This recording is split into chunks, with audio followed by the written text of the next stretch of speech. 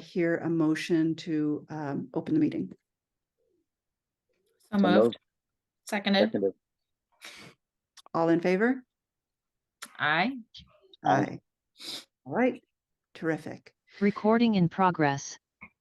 Any adjustments to the agenda? Yes, there are. Our student representatives this evening will not be with us because they are quite busy with meets and, oh my goodness, they're so busy. They're such overachievers. We do have a student who will be presenting a request to paint parking spaces, and that student is Chase Lansfani, and she will be up first. And then another adjustment is an update on our Clean Energy Innovation Pilot Program for D. Also for J, a brief discussion of potential equipment enhancements on school buses. We did add business manager updates and school committee updates to the agenda. I didn't have them there because I copied this agenda over from our retreat. The right template normally. So those are our adjustments. All right, terrific. By the way, I just accepted Christine Pipp into the meeting. So if you wouldn't mind making her co-host, that would be great. All right, so we are going to then get started with the presentation before public comment this evening. And so I welcome Jace Lazaflam. Jace, it's good to see you. Thank you. It's good to see you guys too. Is it all right if I screen share my presentation to you guys? Indeed. All right. Let me get that set up. Should be able to. All right. Can we all see that? Yes. All right. So as you heard, we're hoping to paint senior parking spaces this year. It would be only the senior class would get to paint parking spaces because of the limited number. And it would meet like a certain criteria of basically, no outstanding dues unless there's a given reason, and all like basically has done what they're supposed to. And it would just be a 4x4 split square on the parking lot of Hopkins Academy. There's actually 44 spaces, and I believe there's 43 kids in the school. So those numbers work out for each spot. The reason for it being 4x4 and not the entire spot would be that it would cost a little less because exterior paint is pretty expensive, and the condition of the lot allows for that much better. I know that a lot of people in my grade are very excited about this. We've been talking about it for years, so it's a little bit of a dream. It would hopefully raise school spirit as an activity, perhaps start a new tradition to be passed down. Encourage self-expression. I think it would look beautiful, like the crosswalk that we painted by the office. It would hopefully display Hopkins in a positive light to visiting sports teams or potential students and incoming 7th graders. I think that would be really inviting. It could also be a fundraising opportunity for a partial donation to the local Hadley Food Bank, just as an opportunity to give back and create a bit of community. As I said, exterior paint so that it's safe for the environment. All funding would be coming from the senior class, and each senior would pay $15 to paint their spot, and aid would be, of course, offered. The $15 is to help make it a fundraiser so that we can give to the food bank, and then and then some stuff will be taken out of the seniors savings account. All the designs would, of course, be pre-approved just for the sake of teenagers figuring out what they're putting on a spot. And that would be approved by, I believe, both my advisors, and it would probably go up a little bit, just to make sure. After the year's done, if the next class is interested in doing this, maybe they could also get it approved, and they could black out our spots with black paint, which would be purchased by the past senior class, and then the Key Club has offered to have that be a volunteer opportunity, which they give their members. And there would be absolutely no territorial association with these spots. The lot doesn't quite allow for a territorial sort of idea with that. So you can paint a spot, and that's your spot that you get to choose everything about what you're painting with, but it would just, anyone could park there really. It would hopefully be on a weekend. It's been rained out a lot recently, so I would hope that we get a dry weekend to do that. And I don't see any reason why people would have to park at the school over any of the upcoming weekends, but if there was, I believe that they could park where people park during softball and baseball games, right on the grass. And it would be a 1-day painting window so that by Monday it would be completely dry and able to be parked on, so it wouldn't disrupt any of that. And that would also mean that we are only asking our supervisors or like our advisors to stay for 1 day because that's their weekend. This is a set of rules that was put together just to help it look orderly and be appropriate. So it would have taped lines to keep that 4x4 square in each spot and have a border just for the sake of uniformity.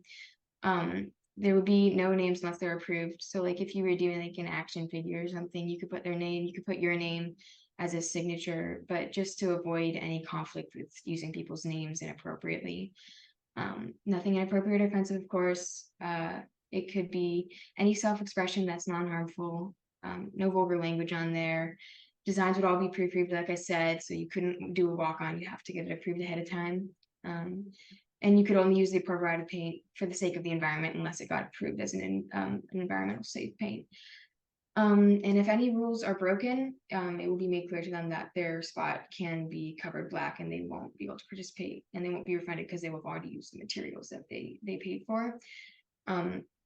And so that they're clear about the rules, there's a sign off. And one of those rules is that you can't be territorial just to avoid conflict. And I can also show, I have the form pulled up of the proposed form. I can show that if you're interested in seeing the specified rules. But that is my presentation. Thank you, Jace. That was this is a really neat idea. I had never seen or heard of a school implementing this, and I really appreciate the fact that you've thought of just about everything. I am going to ask you to share that form, just like a brief glance. You don't have to take us through it, but if you wouldn't mind just like flashing it up and just like saying headline about the gist of it. Perhaps even like what date do seniors have to turn it in order to go or no go in their participation?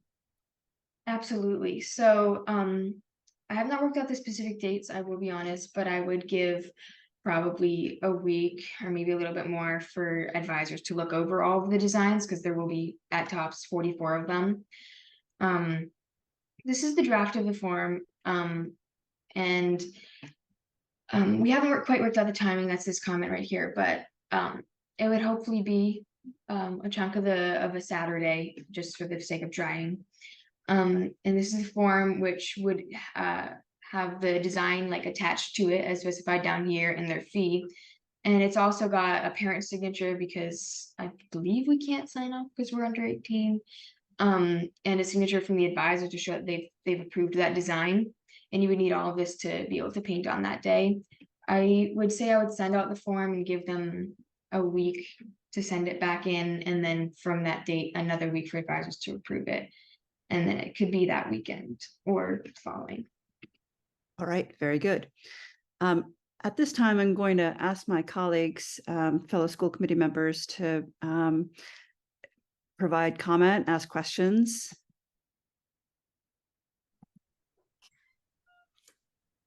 I don't have any questions. Just a comment. I too, Humira, hadn't heard of this before.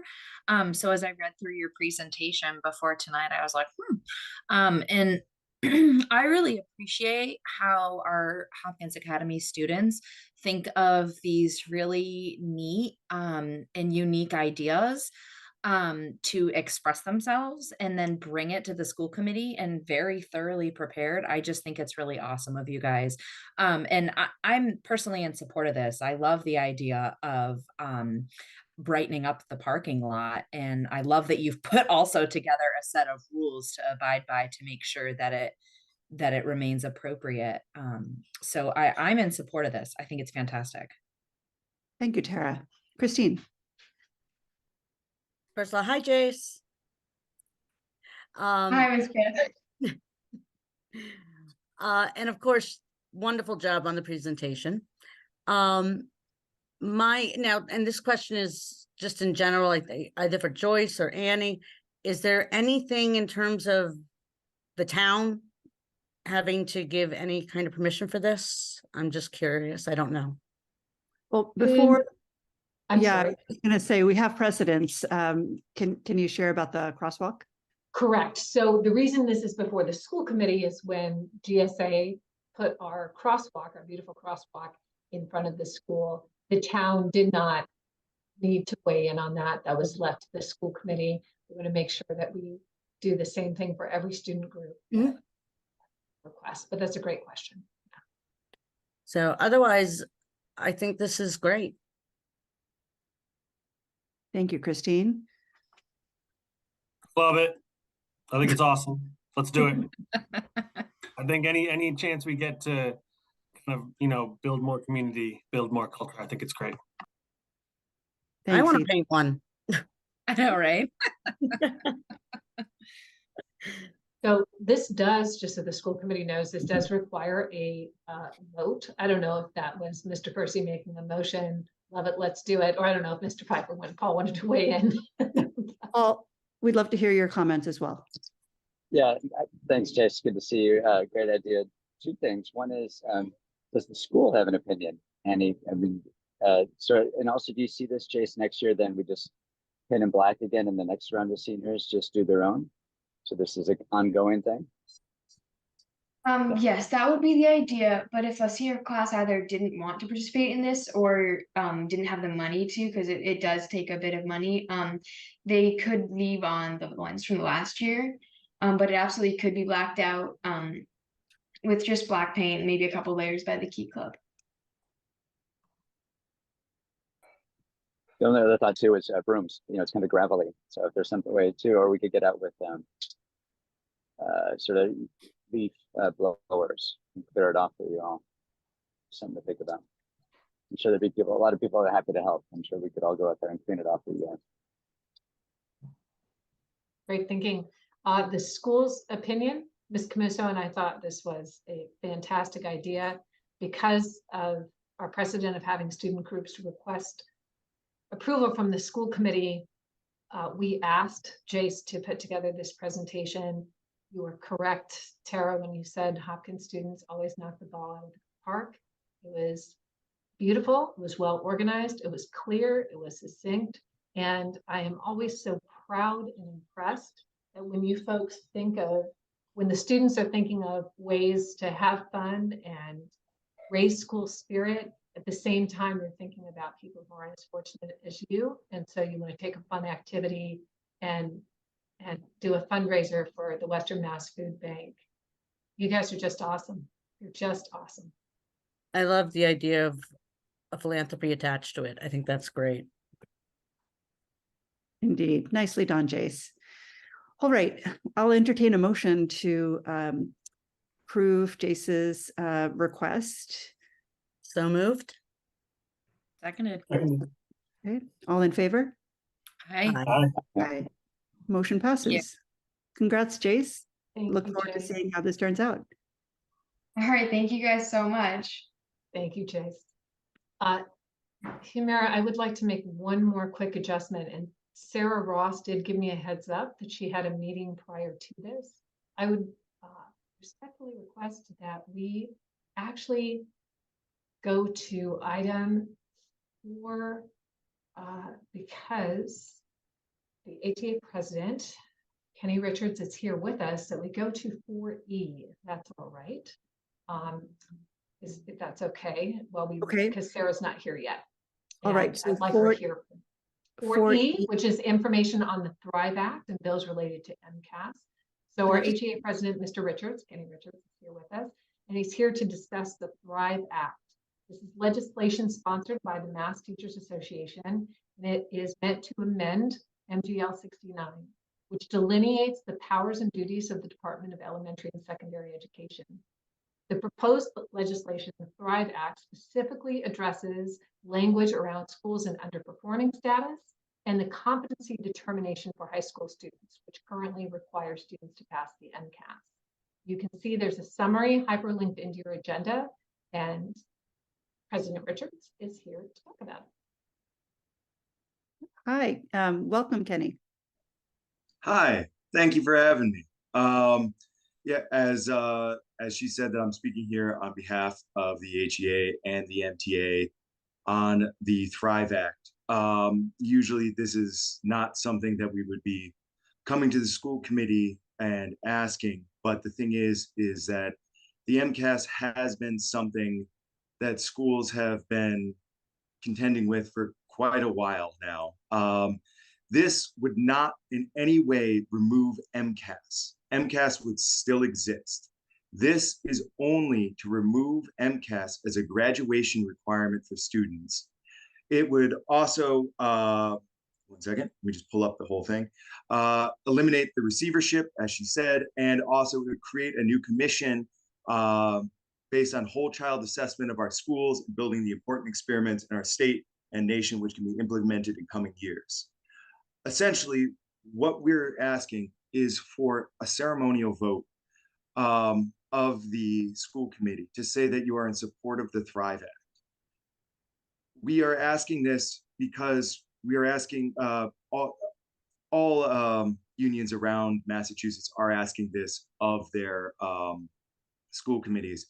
We are really hoping that through signatures, we could actually get our legislators to pass this and actually call to action before it actually has to go to vote next November. So not this November, but the following November. So what we are hoping to do is to have everyone sign these sheets and to get the legislators to call to action on this. I have the sheets and will be providing them to Dr. McKenzie so that they can be forwarded to you. We would actually ask that you could each personally sign on to this. That would be wonderful. And the story that really kind of had come with this from the MTA was a story from Hull, Mass, where it was about an art teacher. And you might understand why that might resonate with me. This art teacher, she passed away. And it was on the day that MCAS was supposed to be passed out. And the decision was made to have the test and not let anyone know about what had occurred to their teacher. And so once again, the test was triaged and the students were traumatized. And so I asked that this has to stop. So that's why we're asking for a ceremonial vote and asking for people to sign on in support of this act. I find it incredibly important. And I hope you do too. Thank you, Kenny. I really appreciate your words. And when our values are compromised as a result of a test, you know that you have to really question those values. So I really appreciate both of you bringing this to us. I think it's long overdue, and in fact, there's such alignment across the board. I'm a member of the Massachusetts Association of School Committee Members, and I took part in a resolutions committee meeting to bring forth resolutions to the larger body to consider approving, and we unanimously approved that we would bring to the larger body a resolution to seriously rethink MCAS and to put a moratorium on MCAS until such rethinking had been done. So between the school committee members, the superintendents, the educators, I think we're all united in the desire to take a good, hard look at MCAS. I, for one, am enthusiastically in support of this, and I invite my colleagues to weigh in as well.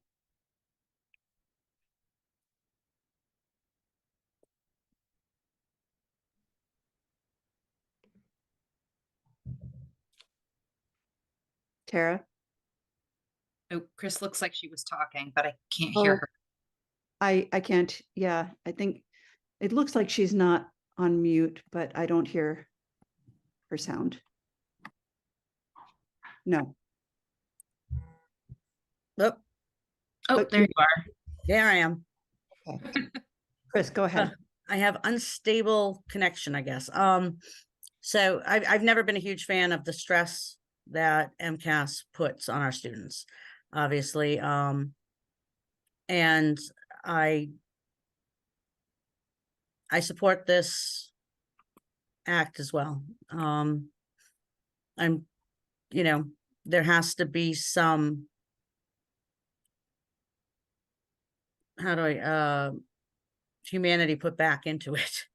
That, you know, we need to look at the needs of the students and not just the test.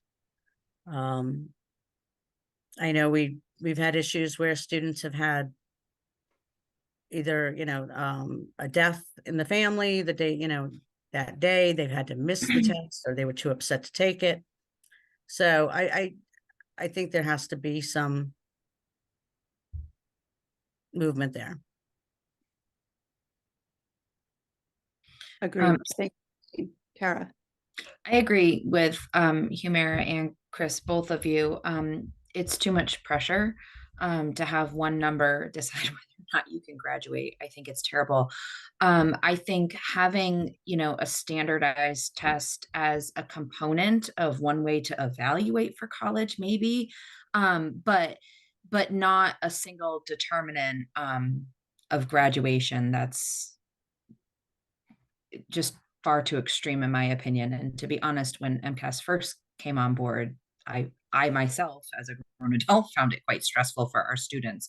So I'm in support of this and happy to do whatever I can in a school committee capacity to assist our HEA. Thank you, Tara. I'll just echo what everyone's already said. I'm completely supportive of this. I do not like standardized tests. And as a graduation component, it just doesn't make a lot of sense. So I'd be happy to support this. Thank you, Ethan. Paul? I'll be honest, I don't know enough to have a strong opinion. I mean, I value you all's experience, but just reading what was attached, I haven't gone back to the original bill, so I don't know what the proposed amendments actually mean in the context of the overall bill. What is that, the SB 246 or whatever? Annie, do you have an opinion? Is the school allowed to have an opinion here? I don't mean to put you on the spot, but I'm curious. Yeah, so I would just prefer instead to give you information and not weigh in on my personal opinion about politically about it one way or another. I don't think that that's necessarily appropriate for me to do as an appointed official. I will tell you that there are a few bills that are right now floating around the competency determination and amendments to MDL 69. There's also another bill referenced and linked into your agenda, and it tells you where these bills are right now in the conference committee. Only currently there are only 8 states remaining that have a competency determination linked to a standardized test. The states are Florida, Illinois, Louisiana, Massachusetts, New York, Texas, Virginia, and Wyoming. While other states now have evaluate high school graduation and competency determination using other methods, perhaps more holistic methods. There are some states who have retroactively awarded diplomas to students who did not pass exams. States that have done that. And I will also admit one, I don't think it's just my personal opinion for me. So I appreciate the question, but I do want to make clear to the community, I don't think it's appropriate for me to in any way indicate how I might vote on a ballot measure or suggest, again, what's different for me is I'm an appointed official, I'm not an elected official, to suggest that I would encourage people to vote one way or another on something that isn't like the school department budget or a policy of ours. I will say that I think that it's important. I also want to read the bills, the proposed bills in their entirety. And I will be honest, I have not read MASs bill in its entirety or the Thrive Act in its entirety. And yeah, but certainly, again, I will underscore there were only 8 states remaining as of 2023 that have a standardized test linked to the graduation. So I wonder if there'd be some energy around the school. I don't know that this is time sensitive, so I'm wondering whether our team would like to take a month to read the bill or read the documents a little bit more carefully. I'm ready to vote in support of eliminating MCAS as a requirement to graduation. I do not believe in standardized tests. I think that they work for some students, but not all. I think that we lose a lot in being able to holistically capture a student's learning.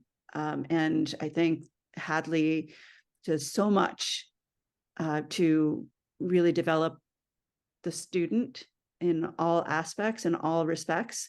And so I would be very much in support of moving forward with this, but I'd be happy to give my colleagues a month if you wanted to read and become further aware of the details of the act. I think that'd be helpful. And if we're entertaining supporting this one, are we also, it sounds like there's multiple bills that maybe have similar objectives. Would we entertain supporting all of those? Are we setting a precedent here that we just need to be thoughtful about? Yeah, good questions. Christine. I'm in agreement with Paul on that. As much as I do agree that there needs to be something done. I would like to read the other bills, and I would like to have a clearer picture of what we're voting on. Particularly, I think that doing our due diligence is important. Excellent, thank you. Ethan or Tara, any comments?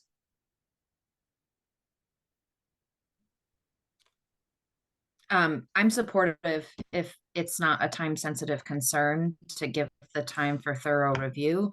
I'm still with you, Humira, in regards to supporting eliminating this as a requirement. And it sounds like, nationwide, that's fairly substantial if we're one of 8 states that's still requiring it. But I support if everybody wants to take a review and we have that time. Great, Ethan? I stand by my original comment, but I'm happy to take the month to let folks read through it. Absolutely. Okay, great. So we will revisit this in a month. Ken, are you okay with that timetable to get our more thoughtful and directed support towards a specific bill or strategy? I am. I will still provide any and all documentation that you require to learn more about this. I will still, if you want to personally sign onto it, obviously it has to be separate from this. I can provide the documents that you would need.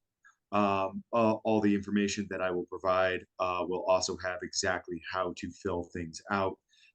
Each form is based on town. I believe everyone here is a Hadley resident, has to be school committee members.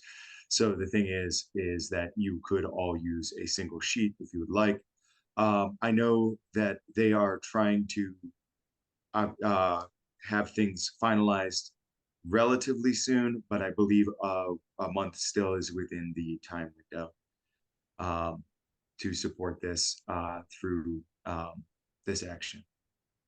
Great. So if there's any way that that you could get any materials to us by way of email sooner rather than later, we won't wait until the next agenda packet with materials to come out, but rather, really take the time to do the reading. That would be great. Thank you so much.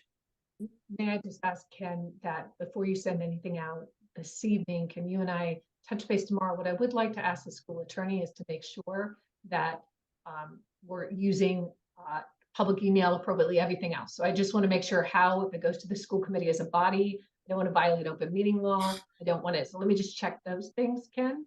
And then so I give you the information Absolutely. you need to pass the information along in a way that doesn't upset the apple cart in ways I that would be haven't happy to do happened. this. It's something very much, very important to me. So I will happy to do it in the most appropriate way possible. Great. I'll get an Particular- answer from the school council and touch base with you tomorrow. Thank you very much all for your time. Have a wonderful day. Thank you. Thank you, Kenny. Okay. Oh, yay. Look at that. Perfect timing. So Annie, what we have not done yet is had our open comment period. And I didn't know if you knew that when you suggested we jump to this topic, but do we want to defer that for longer, or is now a good time? It's entirely up to you. And I wrote myself a note. I skipped right by it when I said, let's keep moving. Well, I wouldn't mind hearing opinion as it relates to, well, you know what, it would be actually a neater housekeeping matter to just take care of it now. So let's do that. So we're opening it up for public comment, and just as a reminder, your comments should not exceed 3 minutes, and they should be pertinent to the agenda at hand. We may or may not comment on what you bring up, but we are always interested in hearing the public's feedback. If you would like to provide it, please raise your digital hand and we will unmute you.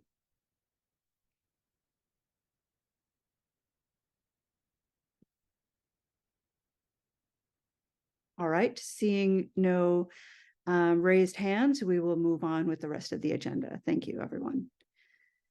Okay, we are moving on to item B, the Select Solar proposal. Annie and Sarah Ross. Sarah, welcome back.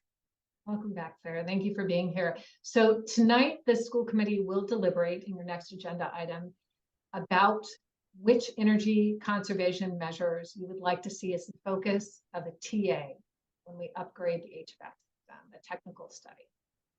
Some of the options the school committee are considering dramatically reduce or altogether eliminate our dependence upon fossil fuel for heating. Some of these options also increase our consumption of electricity. There are options to generate electricity more efficiently. Chris Desjardins and I were on a call with Sarah and some other folks to try to start exploring what some of these options might be. This presentation that Sarah will walk us through, it's not Sarah's presentation, but it's a presentation from an organization that assists universities, municipalities, and school districts in the design, implementation, and management of solar options. If the school committee decided at a future date to move in this direction, so tonight you'll notice this is just discussion. This is just kind of giving you all some things to think about. If you decided to move in this direction, then we would discuss, the school committee would discuss and approve a letter of intent at a future meeting. So this evening, because no one from Select or Power Options was available to attend, Sarah very graciously offered to kind of walk through the high points of Select's proposal for the school committee. She's also very familiar with this work. And again, this is an opportunity to certainly, I'm sure I can do my best to answer some questions. Sarah can do better to answer questions, and we can certainly take questions and write them down for a future discussion. Really, this is just addressing head on the fact that some of the options that the school committee may be interested in terms of elimination of fossil fuel dependency have increased our electricity consumption, and there are steps that we can take to make sure that if that's the case, that we do it in an efficient and cost-effective way. Sarah, I will turn it over to you, and the solar proposal is linked into the public agenda. Great. Yeah. Thank you so much for having me back, and happy to play, kind of guide here on behalf, since folks from Select couldn't make it. it's interesting at this point, about 10% of schools across the country have gone solar. So this is a solution that is being more and more widely embraced by schools, primarily because it does reduce and stabilize costs, which, you know, allow school districts to keep the money where we all want it going towards the learning agenda and towards the main mission. So as you all have been considering the improvements to the HVAC system, it seemed wise to start to think about, you know, how we could run that system with the cheapest, cleanest electricity and in a way that would make much more reliable the utility bills. And solar is certainly a great solution for that. So knowing some of the players in the marketplace, I reached out to Select. They have done a lot of municipal work, as you saw from the materials, if you had a chance to take a look at them.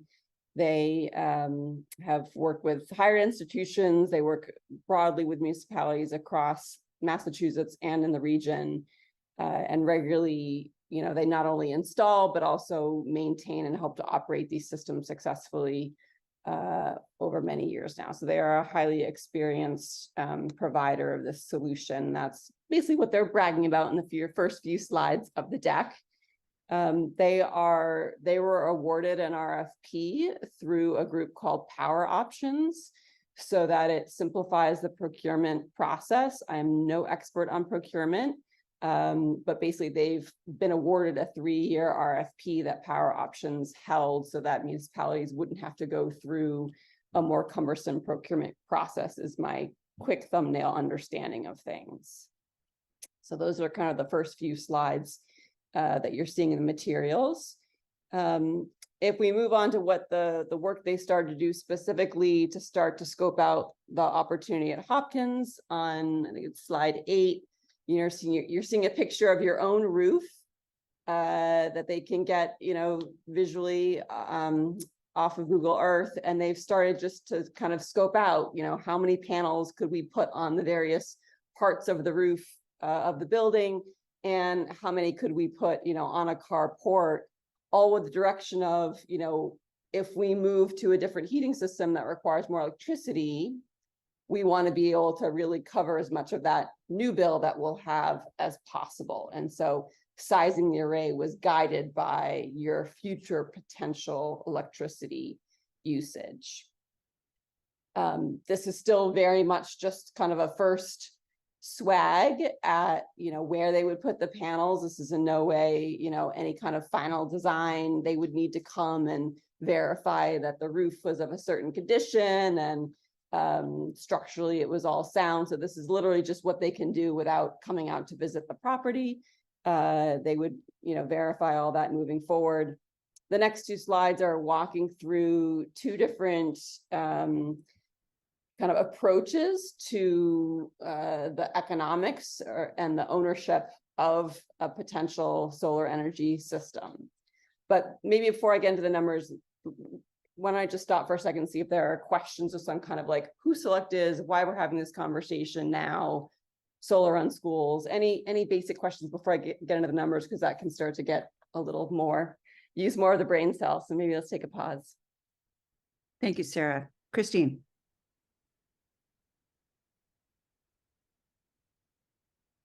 Christine, are you? There we go. Okay. Did we send this out to bid? Is this something we're supposed to be sending out to bid? I'm Yeah, I can jump in on that. So a couple of things. Again, this is very preliminary of just school committee starting to think about, if you chose an option that will drastically increase your electricity consumption, do you want to consider ways in which you can make that cost effective? If we were, to Sarah's point, if the school committee were interested in something like this, also I should say, as our town rep is here, we would have to speak with the town. So at a future meeting, you'd also probably have a joint meeting with the select board. Because in one of these options, it is a kind of a lease contract option, but the school committee doesn't have the authority to go into that kind of contract. It would be something the select board would have to do. Either of these options. So, and then if it were this company, Sarah said that this company is already part of the consortium, it's kind of the equivalent of state bid. So somebody on state bid list, we don't have to go out to formal bid because they're on the equivalent of a state bid list. However, I just really want to underscore how far away from that we are, correct? This is just like, because it came up even the first time we were looking at the deep energy retrofit scoping study of, wow, there's all this savings over here. There's an increase in electricity usage over here. So this is just a way to also allow the school committee to be thinking through and help the public understand that we're thinking through this as thoroughly as possible, right? And trying to see what all the options are. But no, if it were this company, you wouldn't have to go out to bid. But if it were another company that was not on state bid list, then you would follow procurement processes that include going out for a formal bid, or this would be a bid actually. And none of that would happen without the school committee and the select board having a conversation about what makes sense together. So I think this goes beyond the scope of the school committee to act unilaterally. Great question, Christine. Thank you. Any other questions for Sarah before we continue? All right, Sarah. Okay, great. So what you're seeing on slides 9 and 10 are two different, sets of indicative economics for what it would look like from a financial point of view for the school to move in this direction for the school and the town. So on the upper left-hand side, you're seeing basically a description of the system itself, how big it is, how much electricity it will produce, the percent of your usage that would expect to offset. That's where you're seeing that 100%, meaning we ask them to give us, to sketch out a concept that would completely offset the usage of the building. Your avoided costs, so they looked directly at a bill from the district to see what we're paying now for electricity. That's at 17.58 cents. And basically what they're saying they would be able to guarantee fixed for 25 years is at 11 cents. So you're seeing right away we could be paying, much less. The escalator, how much a monthly payment would increase over time. So the basics of this first arrangement, a power purchase agreement, the district would not own the array. This is an arrangement where they would install and own the equipment, and they would charge us a fixed monthly payment for the electricity that is produced by this array. And this is called this power purchase agreement. And it's the way that, again, most schools historically have gone solar. The right-hand side, all those numbers are basically showing you the kind of yearly economics, how much they would expect the solar energy system to produce, what the that electricity costs that we would be offsetting. So because we'd be producing our own electricity, we wouldn't have to buy one of those electrons from the grid. So we're basically avoiding cost, what they expect that avoided cost to be, leading to savings. The next column there is how much we would be paying for every kilowatt hour the system on the school does produce, leading to a PPA payment. That would be our kind of new solar utility bill. And then the net savings being the difference. So the punchline here is that lower right-hand corner of savings of around 2 million over a 25-year time period, under this kind of arrangement where, again, the company installs the solar on the school property and we pay a fixed monthly rate for the solar electricity that's created. Let me stop there and see if there are questions about this kind of first arrangement. I have no questions. Anyone else? Questions on this model?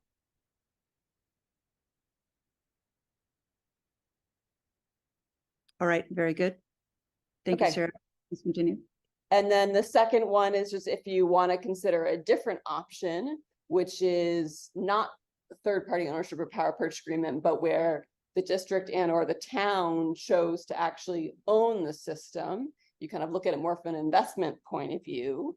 So in this case, I should have said a very important piece on the last one. One of the most attractive features of the power purchase agreement is that there's no money that you put down up front as a school district. So you don't have to invest any dollars. The town doesn't have to invest any dollars up front directly in the project. Select fronts the money, they make the investment in doing this installation. And again, we just sign up for paying a power purchase agreement payment through time. So that's one of the main selling features. No money up front, save 1.2 million over 25 years. And that is a really attractive proposition, right? The second proposition here, purchase, install, maintenance contract, is you invest some money as an owner, and as a result, you get basically a more attractive financial return. So again, if you look down the lower bottom right-hand corner, in this situation, it's $2.1 million of cumulative savings over time, because now, again, you have invested the money and you are getting a higher return on that. So it's a slightly different arrangement. In this one, the town or school would actually purchase the system, would be the owner of the system, and could engage Select in a maintenance contract to maintain the system. So a slightly different financial ownership arrangement, leading to a slightly different financial arrangement, with an investment up front here, and then a more lucrative kind of payoff over 25 years. Sarah, I have questions around incentives. Are there incentives that would support us going one way or another, particularly incentives that help us defray the cost of our investment to own it? Yeah, there are the same tax credit that we've been talking about for the heat pumps is also at play here. It's mentioned as the ITC investment tax credit, and would be available to Select if they owned it. So they would be the owner and they would procure those tax credits. That would be on them. It would be available to the district and or the town if they wanted to own it. So in both cases, owners are able to take advantage of these tax credits. And in both cases, actually, the Hopkins Academy location is eligible for this 10% adder, because you are in this designated energy community. So that makes the whole economics that much more attractive to Select as the owner, or to the district / town as the owner. The other incentives that are available, again, to both parties are a state incentive. That's what's referred to here as the SMART. You see SMART being mentioned in both SMART Block 9. So the state has incentives in collaboration with the utilities that are reducing through time. Right now, we're in this Block 9, or they project that we would access the Block 9 level incentives. And they've reflected those kind of in the economics of both transactions, either the Select owned installation or the town owned installation. Excellent, thank you. Any other questions from my colleagues?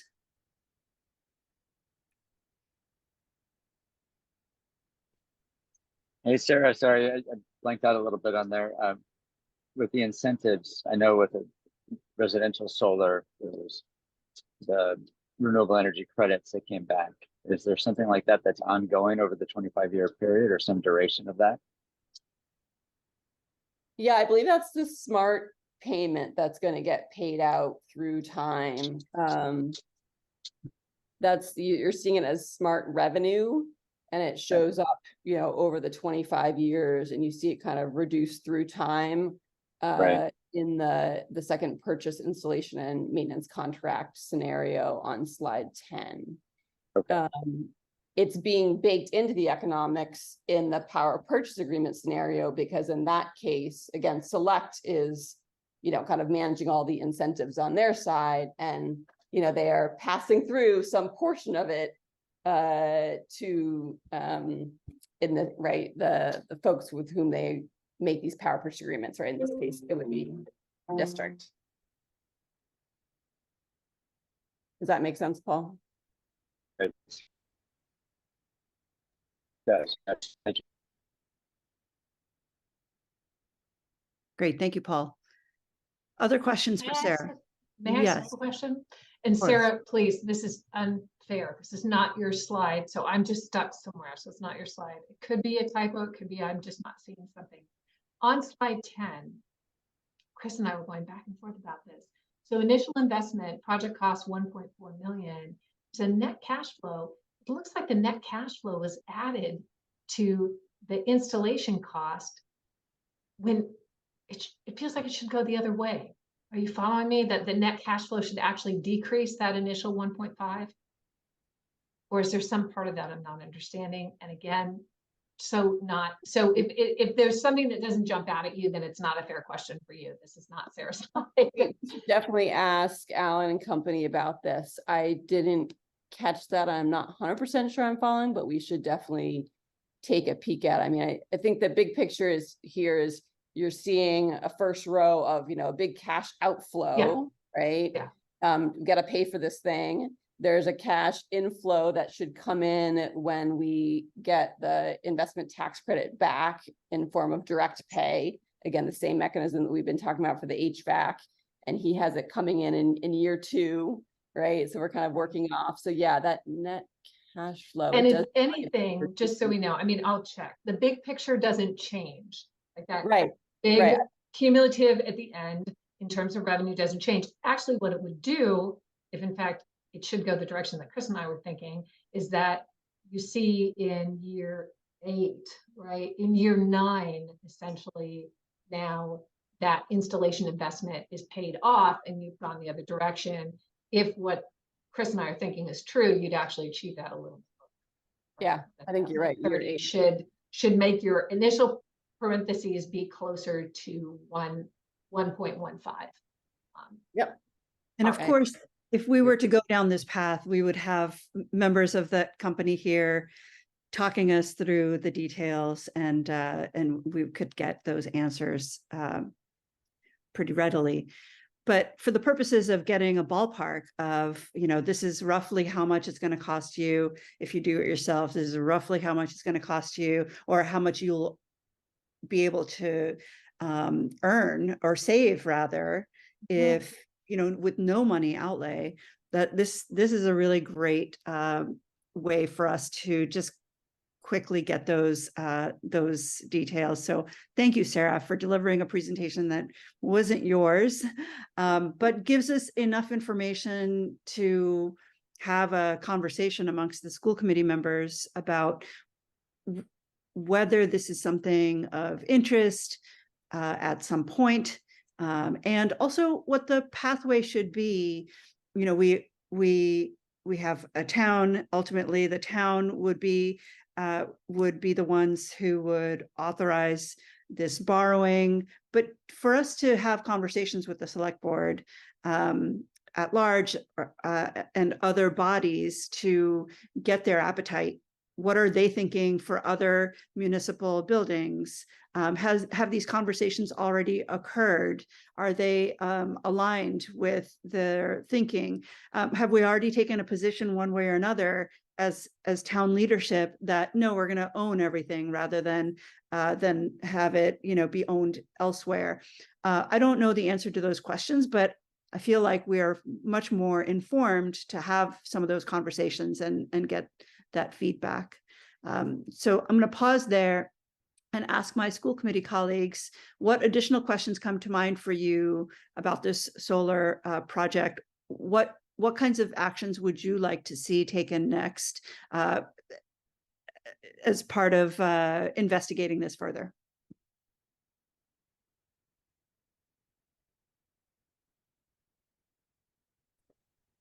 Mayor, this is Paul. I think, can we follow a similar pattern to what we did with the HVAC system? We've got some great estimates. Thank you, Sarah, for coordinating, pulling this together. This is a really great ballpark of how a big picture would look for the solar if we combined it with the HVAC, or just did it independently, right? Those don't need to be combined. Then what's the next step? We wanted to get that refined analysis, like you mentioned, Sarah. How do we pull out some company to come to give us an assessment? I'm worried about the roof, for example, that we should have somebody come take a look at our roof, our facilities. Do we need to factor in some of those upgrades to do solar? So that would be my next step, is a more technical, more refined analysis. Thank you, Paul. Christine? I guess I'm just a little, so we're still waiting for a study on the geothermal. And this is based on the electricity we would need for that system. Is that correct? But we don't, so. So the next item on the agenda, Christine, is that deeper, the HVAC system. We are going to go there in a moment. This is strictly in response to knowing that our electricity consumption will go up and knowing that that we could potentially offset that. We could kick this can down the road for another 5 months. I get that. I'm just, somebody mentioned something about it being separate from each other. I'm just confused as to, so are we looking to create more solar energy for the school, or is this preemptive to the geothermal? That's, I guess that's where I'm just asking. Can I? Oh, go ahead, Paul. Go ahead, Paul. Paul, your audio is shaky. Can you start? Your audio is shaky. Can you start again? Maybe turn your Can you video hear me on. now? A little bit better, yes. So just flat out, Christine, we consume electricity every year. So we should explore this as a potential option to consume electricity. In that, we need to assess how much we might reuse. We have current estimates, and then we have potentially future estimates. We could do an analysis of either. I'd like to explore solar with or without a geothermal HVAC system. We need a new HVAC system. It may be based all on electrons. It may be based on fossil fuels, maybe some combination. Let's keep that in consideration. But I would like to explore solar just to understand how do we transition our use of electrons, which is going to continue for the next 25 years, probably increase, and make that to a switch to renewable in a cost-effective way. We have those same tax incentives that we have for HVAC. It really, now is the perfect time. Solar is cheaper than it's ever been to really consider switching to renewable electricity, not just for a climate change perspective, but from purely an economic perspective. Thank you, Paul. Christine? I like I Actually, said, I was just confused as to what the numbers are based on, that's all. Whether we were looking, this is based on actual usage. okay, So we're already spending a lot of money, as you can imagine, for powering our building. And it looks, both models give us how much we would save, whether someone else owns it or whether we would own it. Mhm. So it feels, the first, going solar is a no-brainer. The key question is, do you put up the investment to own it yourself and have bigger savings, or have someone else own it so that you don't have to borrow and have to pay that off? So definitely, I'm seeing these two as independent of one another. We would be asking ourselves these questions even if we weren't changing out our HVAC. okay, that's all I wanted to know, is if this was completely dependent on, No, okay, because we use so much electricity already. Right. And I get that. So it just so happens that our electricity consumption will go up depending on which options we Right. choose. And so it makes a lot of sense to offset that and to be thinking in parallel. And that's all we're doing, is just thinking in parallel. Ethan, you had a comment. I'd like to go to you next, and then I will invite Joyce to share words as well. Ethan. I was just going to add two things. I was just going to say we've been talking about solar for a while now, before we ever got to the idea of geothermal, just when we were considering kind of the capital plan. And Annie, correct me if I'm wrong, but part of the bigger plan that we have is to have the roof assessed and potentially do some work up there. And it always felt like the idea was to get the roof in a better place so that if we wanted to do solar, if we were going to do solar, we can in fact do that. Yes, the roof, definitely new roof over the cafeterias on the capital plan. I'll have to pull up the entire plan. But yes, there's roof work on the capital plan right now. And I don't, this is directly related to the question that you raise. At my own homestead, we're going to be pursuing solar in the next year. And one option to get the lower interest loan that comes from this solar incentives is to change, to upgrade the roof. It is getting there in years. It's going to need to be updated. And so they were allowing us to roll in the cost of that. So there may be some benefit to doing the solar along with the roof update. So it's just important that we think about these things at the same time, independently, but in parallel. Joyce.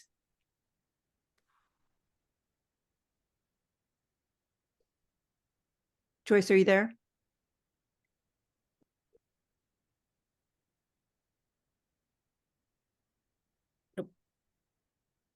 I saw you unmute.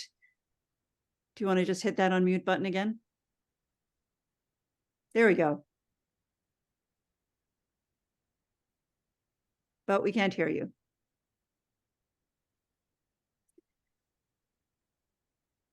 Joyce, it's possible you might have to patch in with another device.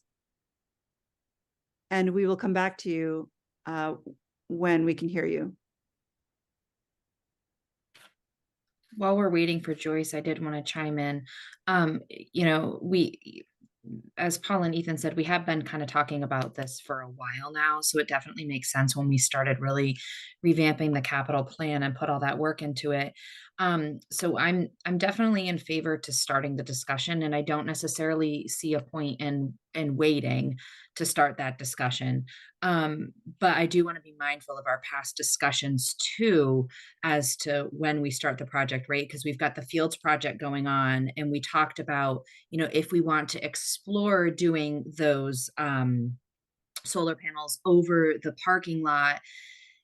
Those years ago, we talked about how we really don't want to redo the parking lot until we're done with the Fields project. So just keeping like all these different thoughts in mind when we start thinking about going ahead, keeping in mind that there's so many like moving parts right now when we do that. We want to make sure, yes, that the roof is getting redone before that. Also, we had talked about if we're going to consider over the parking lot, which I'm in support of, we really want to make sure that we finish the Fields first.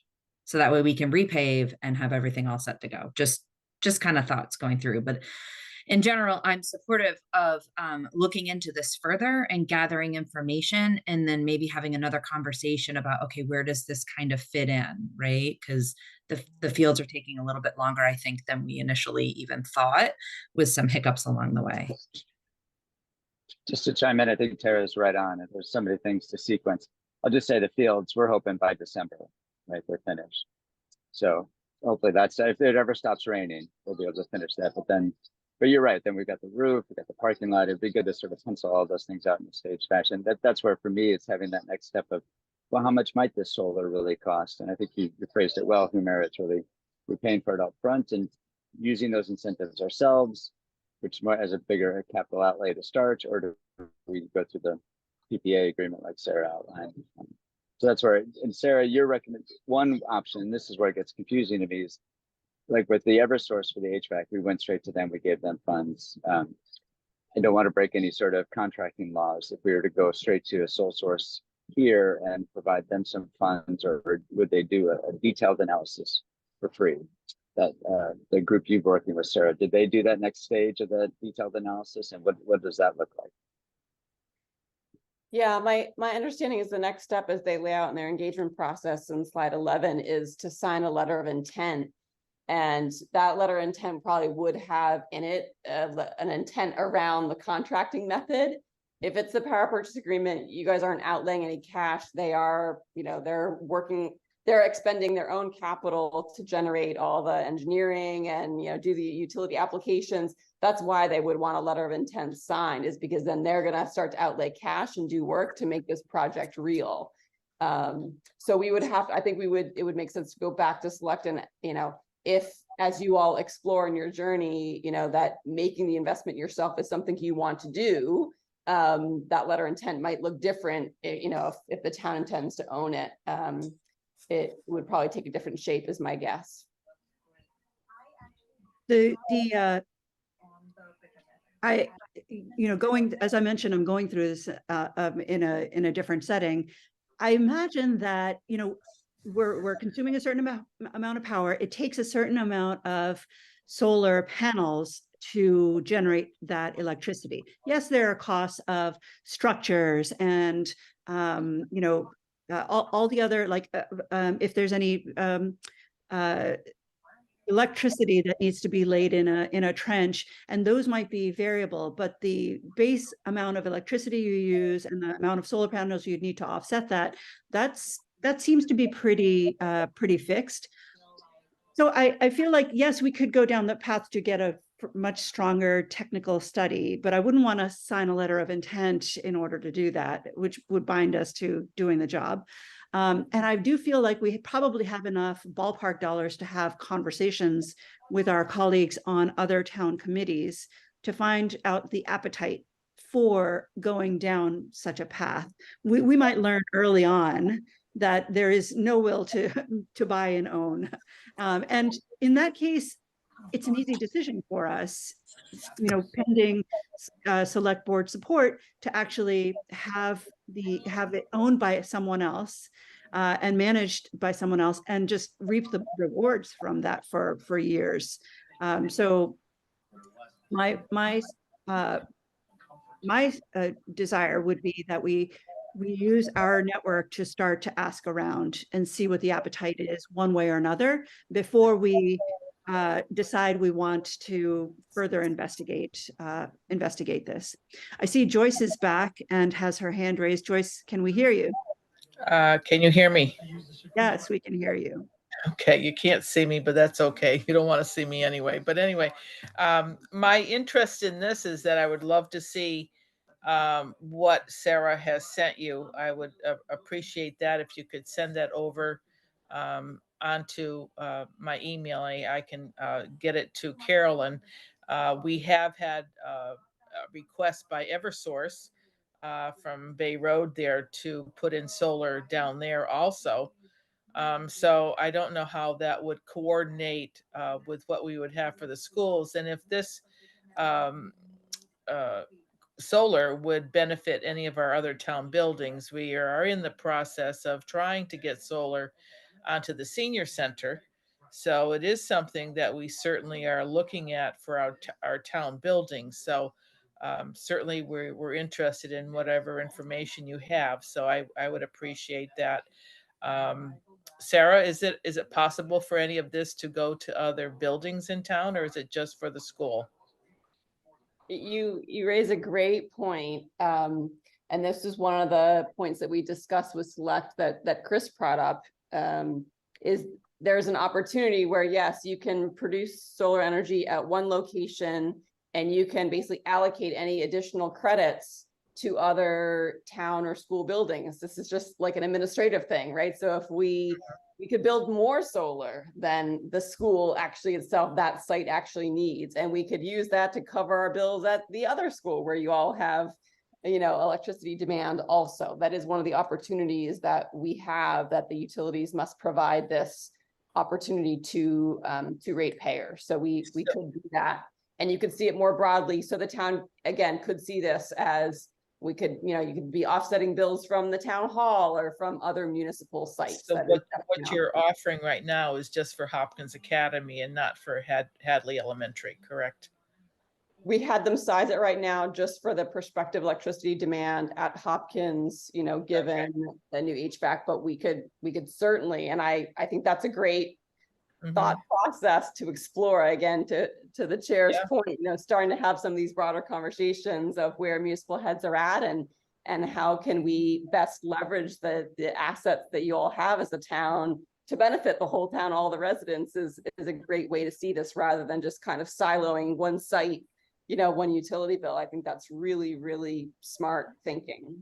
Yeah. I think that would be great for us to share that information, and we can just go forward and have more conversation on it and see where it will go. I'm excited about what you've offered, and for us to explore that.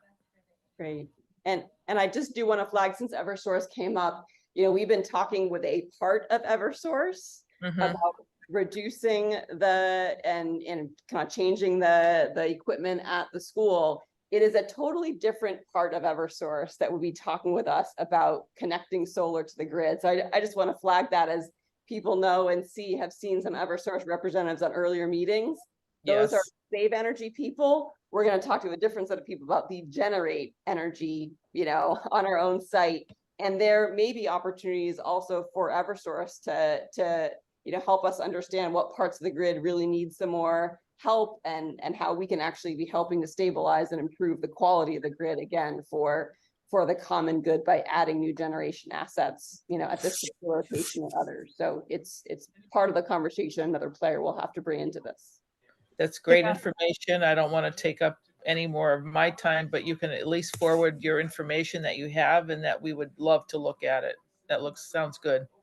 Sarah, I have a emailed it to you, question for Joyce. you in just a moment, but Joyce, before you go, I have a question for you as well. And that is, given that these conversations have been happening, do you have your finger on the pulse of what, broadly speaking, the finance committee or your other select board members have indicated about owning versus having contracting, versus, those choices? We have not talked about that per se, because they're only looking to put solar on top of the senior center. So that would be just for that building alone. We have not done anything about any of our other buildings, no. The only thing that we have brought into town is the town aggregate, where everybody has that opportunity to have a lower rate on their electric bill, which has really been outstanding as far as I'm concerned. I think a lot of people aren't aware of what they crossed off and said they don't not want to be a part of it, but that has lowered people's bills also. So we do have the town aggregate. We do have a contract with them, or we're in that process of getting a lower rate for everybody's electricity. So,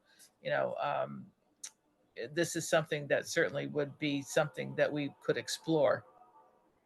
Thank you, Joyce. Really appreciate you liaising this conversation with your committee members as well. And I'm excited to have this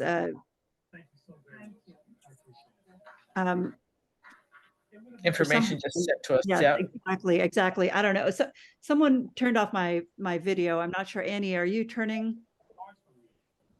Nope, I see you. I am not doing that. So I think one of our co-hosts might be inadvertently doing that. Possible. I'm off too. Yeah.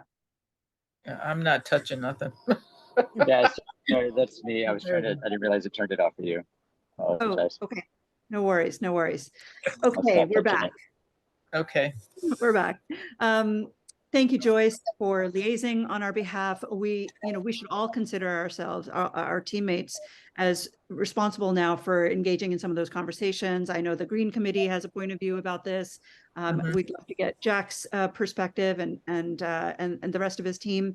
One question I have for you, Joyce, I know I definitely want to think broadly, about all the different town needs. Sarah, my question for you is, if we decided that, could you see a model where a piecemeal strategy would not be a financial detriment? For instance, if we were to go forward with the leasing solution, one where the solar panels are owned by another company and we're starting to see a financial benefit from day one.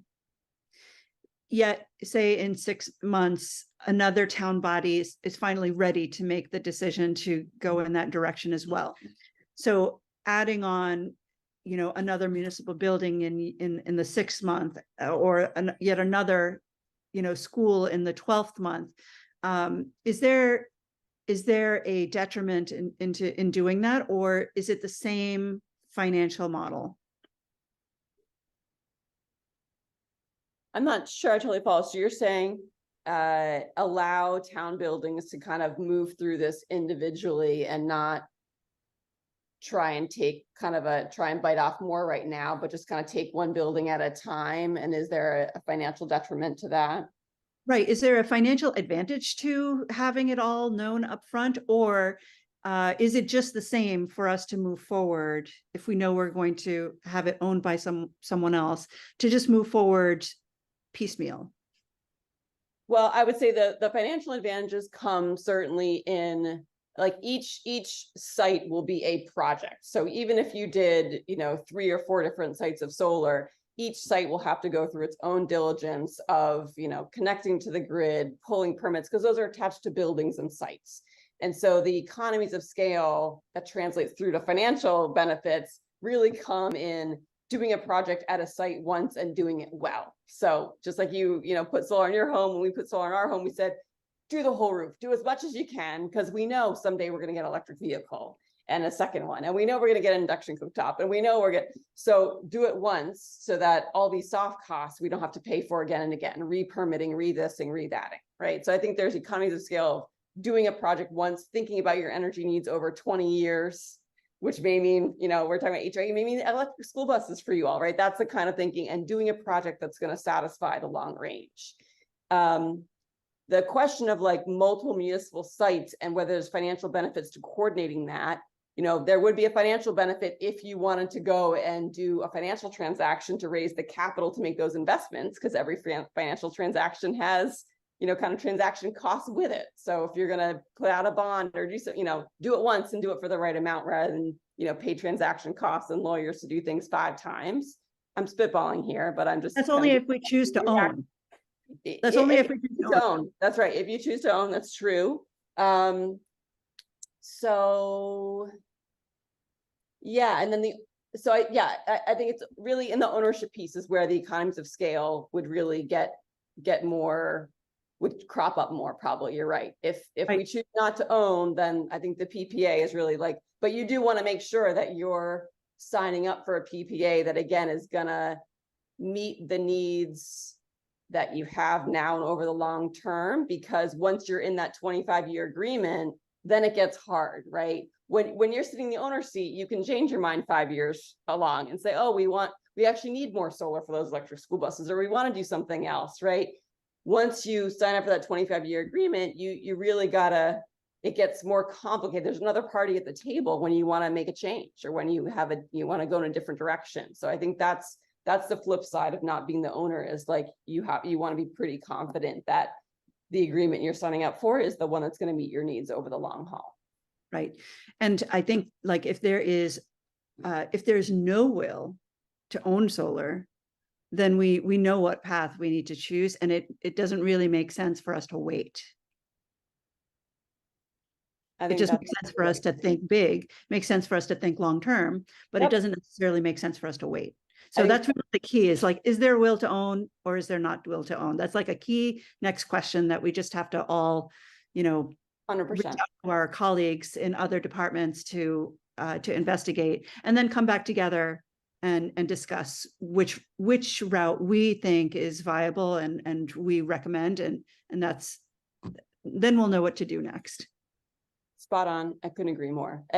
Yeah, I mean, I think the important thing is you have an opportunity now and over the next 10 years, while we have these incentives, to basically prepay for your power at a massive discount, thanks to these incentives. And so find a way to do that one way or another, through a third party, through ownership, but find a way to do that would be my strong advice over these next 10 years, which isn't a lot of time in school facilities planning, as this group knows.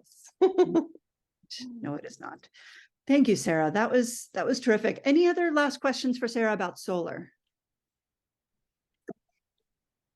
I don't have any questions, but I just want to say thank you. You've put a lot of time into our group and coming to our meetings, and your resources have been really, really useful. So just thank you for sharing your opinions and expertise on this. I appreciate that so much. You all are a pleasure to work with. And so I'm very happy to do it. And I'm learning, getting to do this all with you. I know it, maybe I put on a good show that I am expert at all of the stuff, but I'm totally learning along the way too. And so it's a pleasure. Thank you so much. Excellent. Thank you, Sarah. Thank you. All right, we're going to move next to item C, determine energy conservation measures. Sorry, I'm tripping over that word. Energy conservation measures, ECM, for the technical assistance study. And I'm going to frame this up for us. So as you all know, we met in August and we reviewed the 4 different energy conservation measures that were being put forth in the study conducted, commissioned by us and Eversource. And we decided to take the month to come back and have a discussion about which of those 4 choices we wanted to study further. So the decision before us tonight is which one we choose to have a 4 to 5 month technical study commissioned to give us far greater detail about the size and the location and the type of system that our building would need. I have the 4 choices in front of me, but I won't go through them unless, well, I'll go through them. So 2A is air source heat pump. So this is 2B is air source heat pump as well, but there's a difference in sort of size of the system. The 2C is ground source heat pump, and that is the big system that would defray all our oil costs.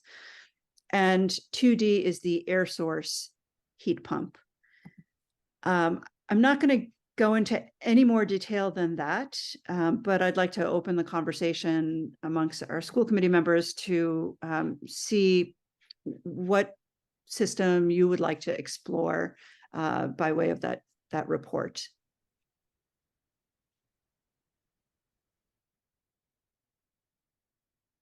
Who'd like to go first?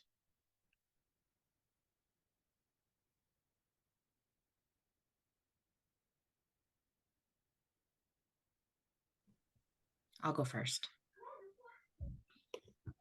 So I was trying to pull up the table here. So thank you for reviewing them because I'm trying to pull up the table. So based on the presentation and the information that was presented to us last month, I think it makes the most sense to go with 2C, the ground source. There's a lot of incentivization around it. And if we're going to start having discussions about solar, however that's done, I think it makes the most sense to go all in by doing the ground source heat pump and explore our options with solar. Thank you, Tara. Who would like to go next?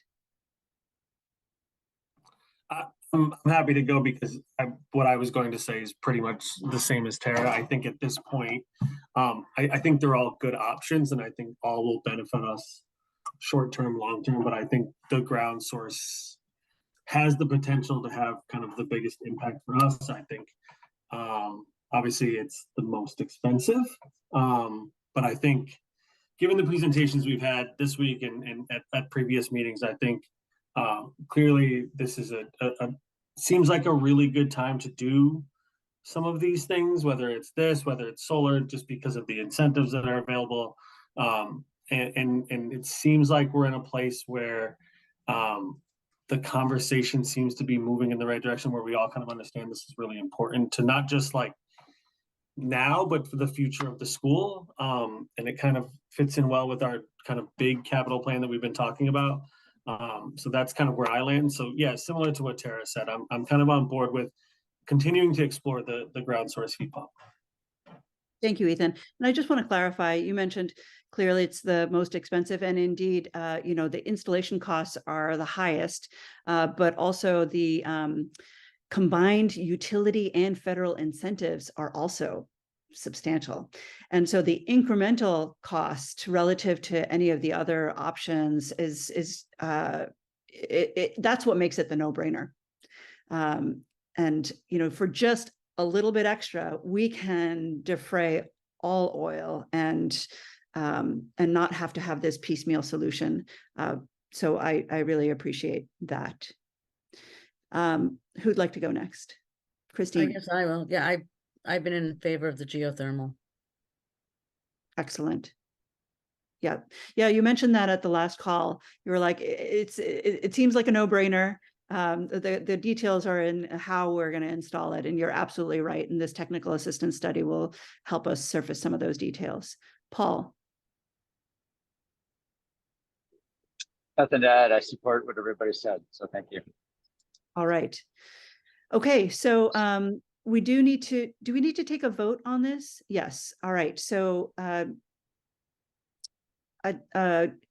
love to entertain a motion for moving forward with option 2C, ground source heat pump, and specifically moving forward with the technical assistance study and paying for that and commissioning that. And I'll entertain that motion now. So moved. Seconded. And- all right, all in favor? Aye. Aye. All right, motion passes unanimously. Excited for that. Before moving to, I see Chris has his hand up, but before moving to that, I'd like to, I'd like to set sort of like our goal for when we have a presentation from the report. We haven't pulled the trigger on the report yet. I know you're going to go and do that this week. They said that it could take 3 to 4 months. I heard also 4 to 5 months. And I know based on the last report that things really took quite a bit of time and we had to actually like wrestle down the most recent report. So what I'd like to do is just state our desire to not go beyond 5 months, if at all possible, and really hold to that timetable so that we would be discussing, I just want to put us out there. Let's see. So October, November, December, that's 3, January, February. So we're looking at potentially reviewing the report at our February meeting. That would be February 26th. And I really would like to, you know, hold to that in the event that there's anything that we need to do, any windows of opportunity for spring decision-making or conversations around funding, et cetera. Chris, you have your hand up. Yes, I just wanted to kind of bring back into discussion the location of the bullpens in that corner of the field. I know we had discussed it at the retreat, and I just wanted to mention a couple of things. So I reached out to the people at Eversource and asked them if they had determined that that was a site. I wasn't quite sure how it ended up being discussed that that was an area that we may do this. It seems that they really didn't have any particular site in mind for it. They also, just yesterday, actually, I got this, that it seems that that site over at the back of the school by the varsity field would not be large enough to support the amount of heat that we would need to be drawing from the ground. So they would have to offset that with other locations anyway. And just in walking around the school, I mean, you know, we've got this big grassy area, kind of, you know, where you drive into the school and then you drive around and you drive out the other side, which is much closer actually to the boiler rooms than the other side of the building, where they would have to go around across the parking lot and into the boilers. But they did say really that at this point in time, they had no areas. It wouldn't be until they'd get the larger study that they would be able to determine how much area we would actually need. and where, you know, the best location for it would be. Another downside to having, I guess if I could call it a downside, to having any kind of drilling going in that location is that is also where the entire athletic field drains to. Unfortunately, there's a large drainage area that was built in that corner. And so drilling through that would really kind of, it would mess up the drainage of the athletic field. So I just wanted to bring that to your attention, and see if you were okay with putting the bullpens there. The bullpens can lie on top of the drainage because it's just basically a big hole in the ground filled with rocks. And the water essentially goes and filters through the rocks. But drilling through the rocks, I was told by the designers of the athletic field, would not be possible. So I'm just looking basically for a yes or no on if the bullpens can go there. If not, we have to try to figure something else out. But I did tell them that, you know, we'd be trying to find this out tonight. Thanks, Chris. To me, it seems like the most logical place for the bullpen to be close to the baseball field itself, so that your pitchers can warm up and, you know, be close to the game. And I think this technical, you know, study is going to tell us all that we need to know. And I would be in favor of moving forward with the bullpen location there, and looking at some of the other grounds. And as you rightly mentioned, there's that big grassy patch, which is the former softball field next to the, is it the Hooker building, or the Russell School, Russell Street building. And that is closer to the boiler room. So you bring up really good points. So I'm in favor of moving forward with the bullpen location as proposed.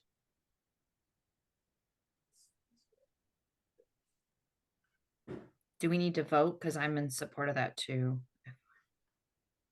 And I just saw a thumbs up from Ethan. Did we need to vote on that? Christine? I don't think that you have to vote. I think we just wanted to make sure, because this was a discussion at the retreat. Am I right in that, Chris? So just you had Yeah, I charged don't us think it with requires a checking into vote, this. but I didn't want to move forward without your okay on it, basically. Thank you. Thank you for checking in with us about that. And you're absolutely right in the points that you raised. So please proceed with the bullpen as suggested. Okay, thank you. I have one thing, sorry, before we move on, that Chris, as you were talking and at risk of sounding very unintelligent, so that grassy patch that you're talking about, I just, when we think about doing this study, so I know that right over by Russell School where the ball field used to be, I know in the past, Park and Rec had done like an ice rink there, and I feel like I may have heard rumors of them utilizing that space in other ways. And then I think about that grassy space closer to Hopkins.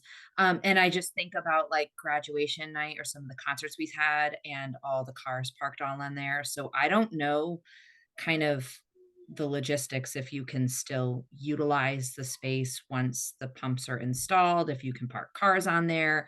Just I'm just thinking of it because that space, even though maybe it's not utilized daily, you know, it's a small parking lot, and that grassy patch can be filled with cars. So just thinking as we're going forward. They did mention actually putting some underneath the parking lot.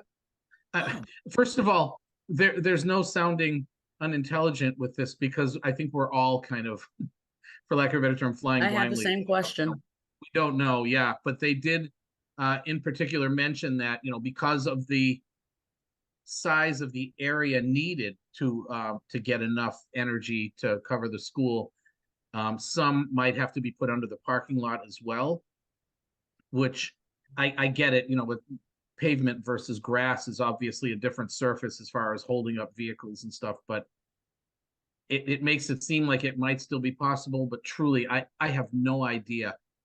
They talked about drilling about 250 feet down, So in my head, I have this picture of how it looks, which is probably 180 degrees from what it actually turns out to be. But because we can put it in the parking lot, I would assume that means that there's nothing sticking up above the ground. You know, because that would be kind of awkward in a parking lot. So I can certainly run that by them just to check, because yeah, that's a valid point. Yeah, I'm really looking forward to the technical report. I think that's going to really reveal what our options are. And I went back and listened to the entirety of the last presentation on this matter. And what we, which I think we should do before commissioning the study. I would ask you, Chris, if you wouldn't mind, just, there were some things that we outlined in there about like, we'd like some alternative locations outlined. That's part of what we asked, and they said that they don't ordinarily do that, but they certainly could for us. And so those are the kinds of things that I think are going to be important for us, is just to have all available information. The other thing that we said in our last meeting, and they said that they would do it for us if we asked, was a projection of maintenance costs, to just know upfront what that would be. Particularly, I think if you had different models, one requiring a very long trench versus something that's closer. So I think we are definitely all like moving forward in a learning mode. We don't have the answers, and that's why we're commissioning a report. And this is going to be a great way to learn, and we're excited to move forward with that approach. All right. Any other final comments on this topic? Great. Let's move forward. Thank you, everyone. An exciting step. I'm really looking forward to moving forward on this. Okay. We are going to discuss next the item D, Hopkins Academy Award Clean Energy IP Pilot Grant. Annie. Great timing, right? So I put a link in there that explains the Clean Energy Innovation Pathway Pilot Grant. Only 6 high schools were selected in the Commonwealth, roughly about 400 high schools. Hopkins Academy was one of them. So we have been awarded a planning grant to create a clean energy innovation pathway. And one thing that's really exciting about this, partially because of all of the conversations that we're having as a district, but this industry in Massachusetts has grown by 73% since 2010. It's accounted for more than 14% of all net jobs created in the state during that time period. And as of 2022, Massachusetts has the 7th most clean energy jobs in the country. That's from the State House News Service. And we are one state, in only 9 states with over 100,000 clean energy jobs. So this is really exciting for our students. We'll be planning, and there was a wonderful press release. And today I was at an event where all of the secretaries of the state minus HHS were there with the lieutenant governor to talk about this and some other things. Just wanted to bring it to your attention and the public's attention. This is really exciting. What a meaningful thing for our students to be around at a time when we are going through this deep energy retrofit, potentially bringing on solar, seeing this transform our own environment, and potentially learning from and pursuing a clean energy career themselves. Kudos to you, Annie, for landing us this opportunity, highly coveted, one of 6, you said, in the state. That is absolutely excellent. Again, positioning Hadley on the leading edge. So thank you. Sure thing. And do you want to move to the capital plan and playground project? That's right. Item F. Annie and Tara. Oh, great. So I'll set it up if you don't mind, Tara, and then because I certainly want to acknowledge Karina Parsons, who's here. So I want to recognize Karina Parsons. She's a part of, I don't know her exact title, on the board of Friends of Hadley Preschool, which is a parent-run nonprofit that supports our preschool program. The Friends. what are you have doing? been- Whoops. I've muted Christine. Okay, the Friends have been a great help to our preschool program. And this year they asked me and Principal Dowd about replacing the pre-K play structure. And we know these structures were old. I don't think they've been replaced since the school was built. So they're probably about 30 years old. I could be wrong on that. They certainly haven't been replaced in the last 10 years. But the Friends put this need for a new structure on our radar. The Friends of Hadley Pre-K have done substantial research, including speaking with parents, exploring various options, gathering estimates. And it's because of their energy and hard work that I would like to request that the school committee consider purchasing and installing new playground equipment at HES. I would recommend the following steps: that Tara and the Friends and Principal Dowd solicit input from the HES community on what they would like to see, that Chris and I expand on the great work that the Friends have done and get additional cost estimates for playground equipment that includes both pre-K and the larger play structure and reflects the community input. And then Chris and I could bring these estimates and a funding proposal back to the committee. We anticipate the funding proposal would be a mix of school choice revenues and fundraising, like we thought about the fields. We have an ambitious goal, quite possibly starting this project in the summer of 24, so next summer. So it's ready for next school year. But again, the steps I outlined before that would come to you, and the school committee, of course, would approve any bid awards prior to the superintendent or anyone on our end signing a contract. So I just really want to thank the Friends. I should make it so short face. Sorry about that. Really want to thank them, and I know Tara has also been working hard on this as well. Thank you, Annie. Tara. Yeah, just to chime in on it, Annie, so Karina Parsons is on. She's the president of the Friends of Hadley Preschool right now. And Annie, I think you probably just didn't realize. So the iPhone Laura, I think, is Laura Nagel, and she's one of the co-vice presidents of the committee. I didn't realize that. Thank you for catching I that. figured. Sorry, Laura. So and they're both on listening tonight. And as Andy mentioned, they did kind of bring it to light, and have been able to help us kind of realize, just how important it is to work on that playground. And since they brought it to light, every time I go to the playground, both playgrounds, I have noticed, things that are probably really in high need of repair. That playground's been there for 20 years now. That's quite some time. And I noticed certain things that I feel probably a little less comfortable with now and would love to see it replaced, and also reflect kind of the inclusive nature that we aim to strive for as a school committee, and kind of expand on that culture of belonging, and making sure that that playground is a place that all of our students and children can identify with.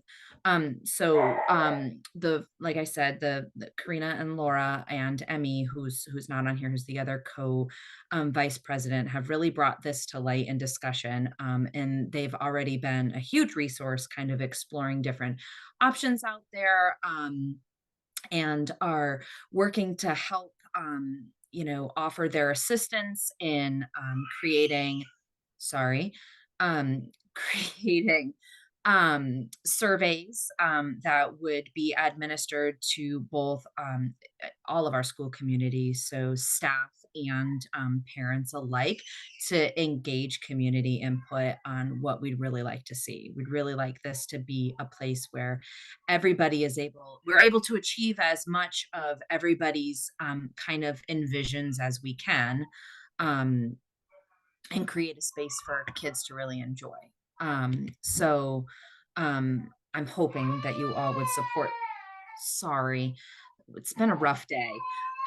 Hoping that you all would support this in moving forward. Again, it's such an old playground now, and we could really use a revamp for the elementary school, both playgrounds. Thank you, Tara. First of all, Karina, Laura, and Emmy, thank you so much for your leadership, for your fundraising, for your foresight that this is a project that we should be undertaking. You're absolutely right. And such a valuable organization that you're a part of. I remember also being part of it many years ago when my kids were in the preschools, and I just really appreciate the partnership with which you've brought this forward. And we are, I think what you're hearing from us, I think this came up at a previous conversation last month, I believe, and I heard a lot of support for exploration along this pathway. So you have my support, Tara, Annie, and Karina, Laura, and Emmy, in investigating and bringing forth some proposals and plans for us to look at. I don't know, Annie, that we need a vote on that. I think it's just sort of a Correct. Yeah, sentiment. just if that feels like the steps that I laid out about collecting input and then getting detailed cost estimates and bringing back a funding strategy and the proposal with the construction timeline, if that all makes sense. And I mean, thank goodness, as a result of all the hard work the Friends have done, I feel we're well underway. Excellent.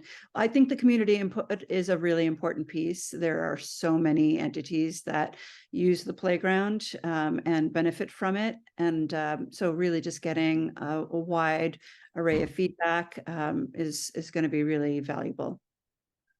I just want to add one more thing that I had talked with them about as well. They're also enthusiastic and really supportive in helping the schools with fundraising and gaining supports, much like the field. So we may have, more reports to come back as the month goes on and the project goes on, if we have any, updates in regards to fundraising and whatnot. That is excellent. Thank you. Paul, Ethan, Christine, anything to add on this?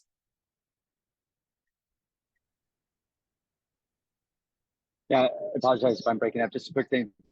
I think this is awesome. Great idea. Thank you so much for bringing it forward. I was thinking about this the other night when we were having our retreat and looking at the equipment and thinking it could use a refresh. So that's awesome. One thought is there a way to also get the kids engaged and they provide input or vote or, somehow it'd be fun for them. Indeed. Thank you, Paul. Joyce, I see your hand raised.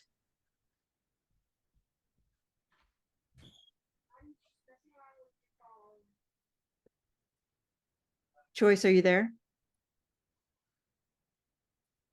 You're muted, Joyce. Okay, I forget to unmute myself, sorry. It's a great opportunity to reboot over there because I was on school committee when we first did the elementary school and put up the first structures that are still there. But I do want to make sure that we have, maybe submitting those plans, the building structure to the building inspector and making sure that it's inspected afterwards. I just want to put that plug in there. So that's all I got. Thank you. Thank you, Joyce. Absolutely, really good point, and one that I think is something we'll absolutely be doing. All right. Seeing no other comment, excited to hear about next steps, and really would like to thank everyone again for their leadership, and looking forward to seeing what you all come up with. Thank you for entertaining and your support. And just again, thanks to the Friends of Happy Preschool for really moving the ball forward on this. I'm excited as well. Indeed. Okay, great. Moving on to the next item of the agenda, we are talking about item G, job description for Director of Finance and Operations. Annie. Yes, at our 8/28 meeting, the school committee approved moving business services in-house. I'd like to present a job description reviewed by the school attorney for the school committee's consideration and approval. Terrific. I took a quick look at it. I have no comment. Any others? Any questions or comments on this job description? No real concerns. This is just like an example, right? Because it does say Irving School Union. Oh, well, thank you for catching that. Yes, sorry, neither the attorney nor I got that. Sorry. I was like, Irving. Oh, yeah, we I will. assumed it was just overlap, but it's. Thank you for catching that. And just as you look into like number one, it says, by attending union number 28 meetings, things like that. Yes, I'm sorry about that. Oh, I No, that's all right.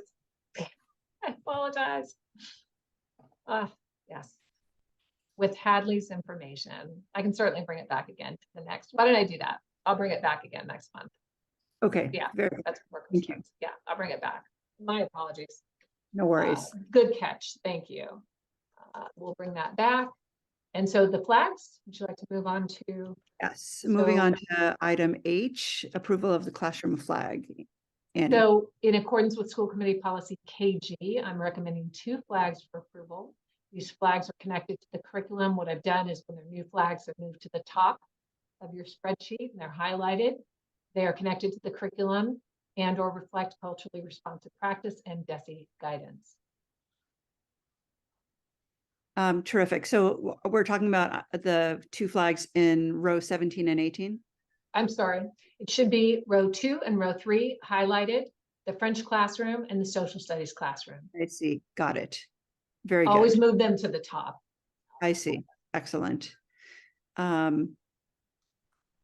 Maybe what we could do as a matter of procedure is have another column that has the approval date so that we know which ones are in progress and which ones have already been approved. Yep. Yeah. I think these are both great suggestions and I have no questions about them.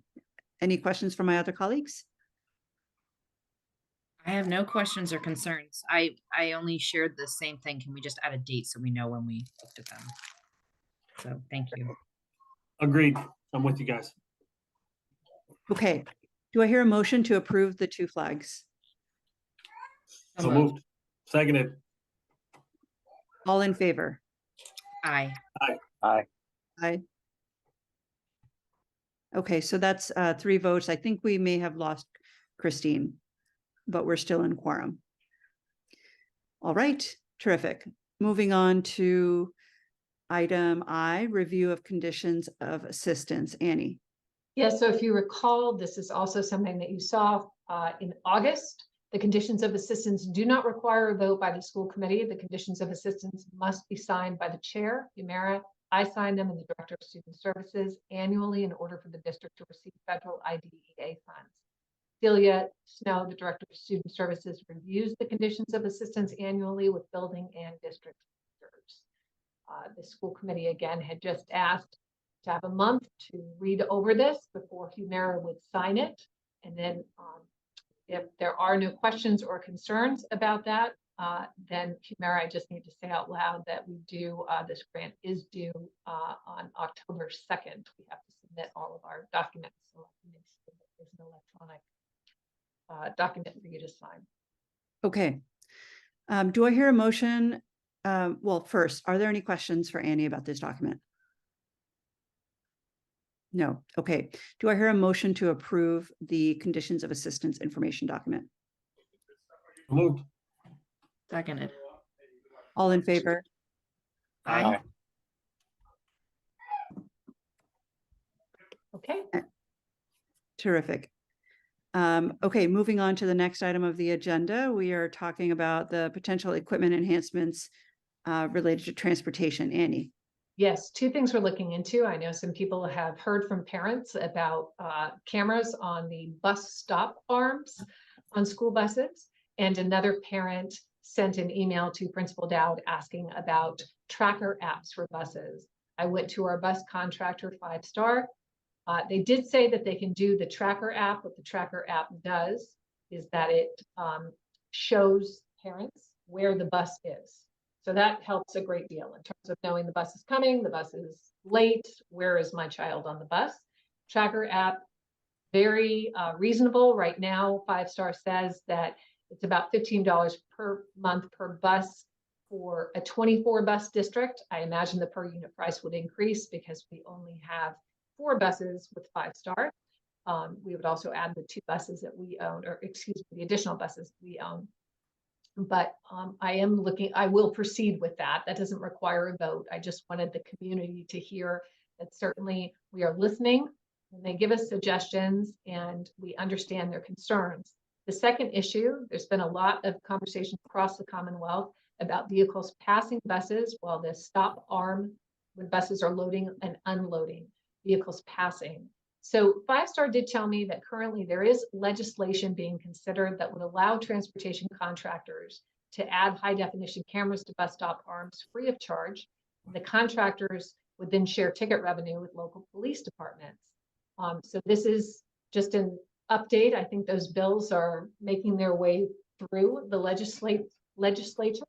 And I would say, I believe it's my understanding that there are a number of people in the community who expressed kind of an interest in this. So that's where I would say that if an individual is interested in this, I'd certainly, reach out to your elected officials if this is something that interests you and say, yes, please make this happen. Again, I'm not endorsing or not, but certainly I know the community is interested in this. So I wanted to provide that. Excellent. Thank you. Annie, I have a question for you about the tracker app. Is that something that the data then becomes publicly available to see where the buses are and are traveling? So that's an excellent question. My understanding is that the parent downloads the app and then the parent follows the particular bus that their child is on.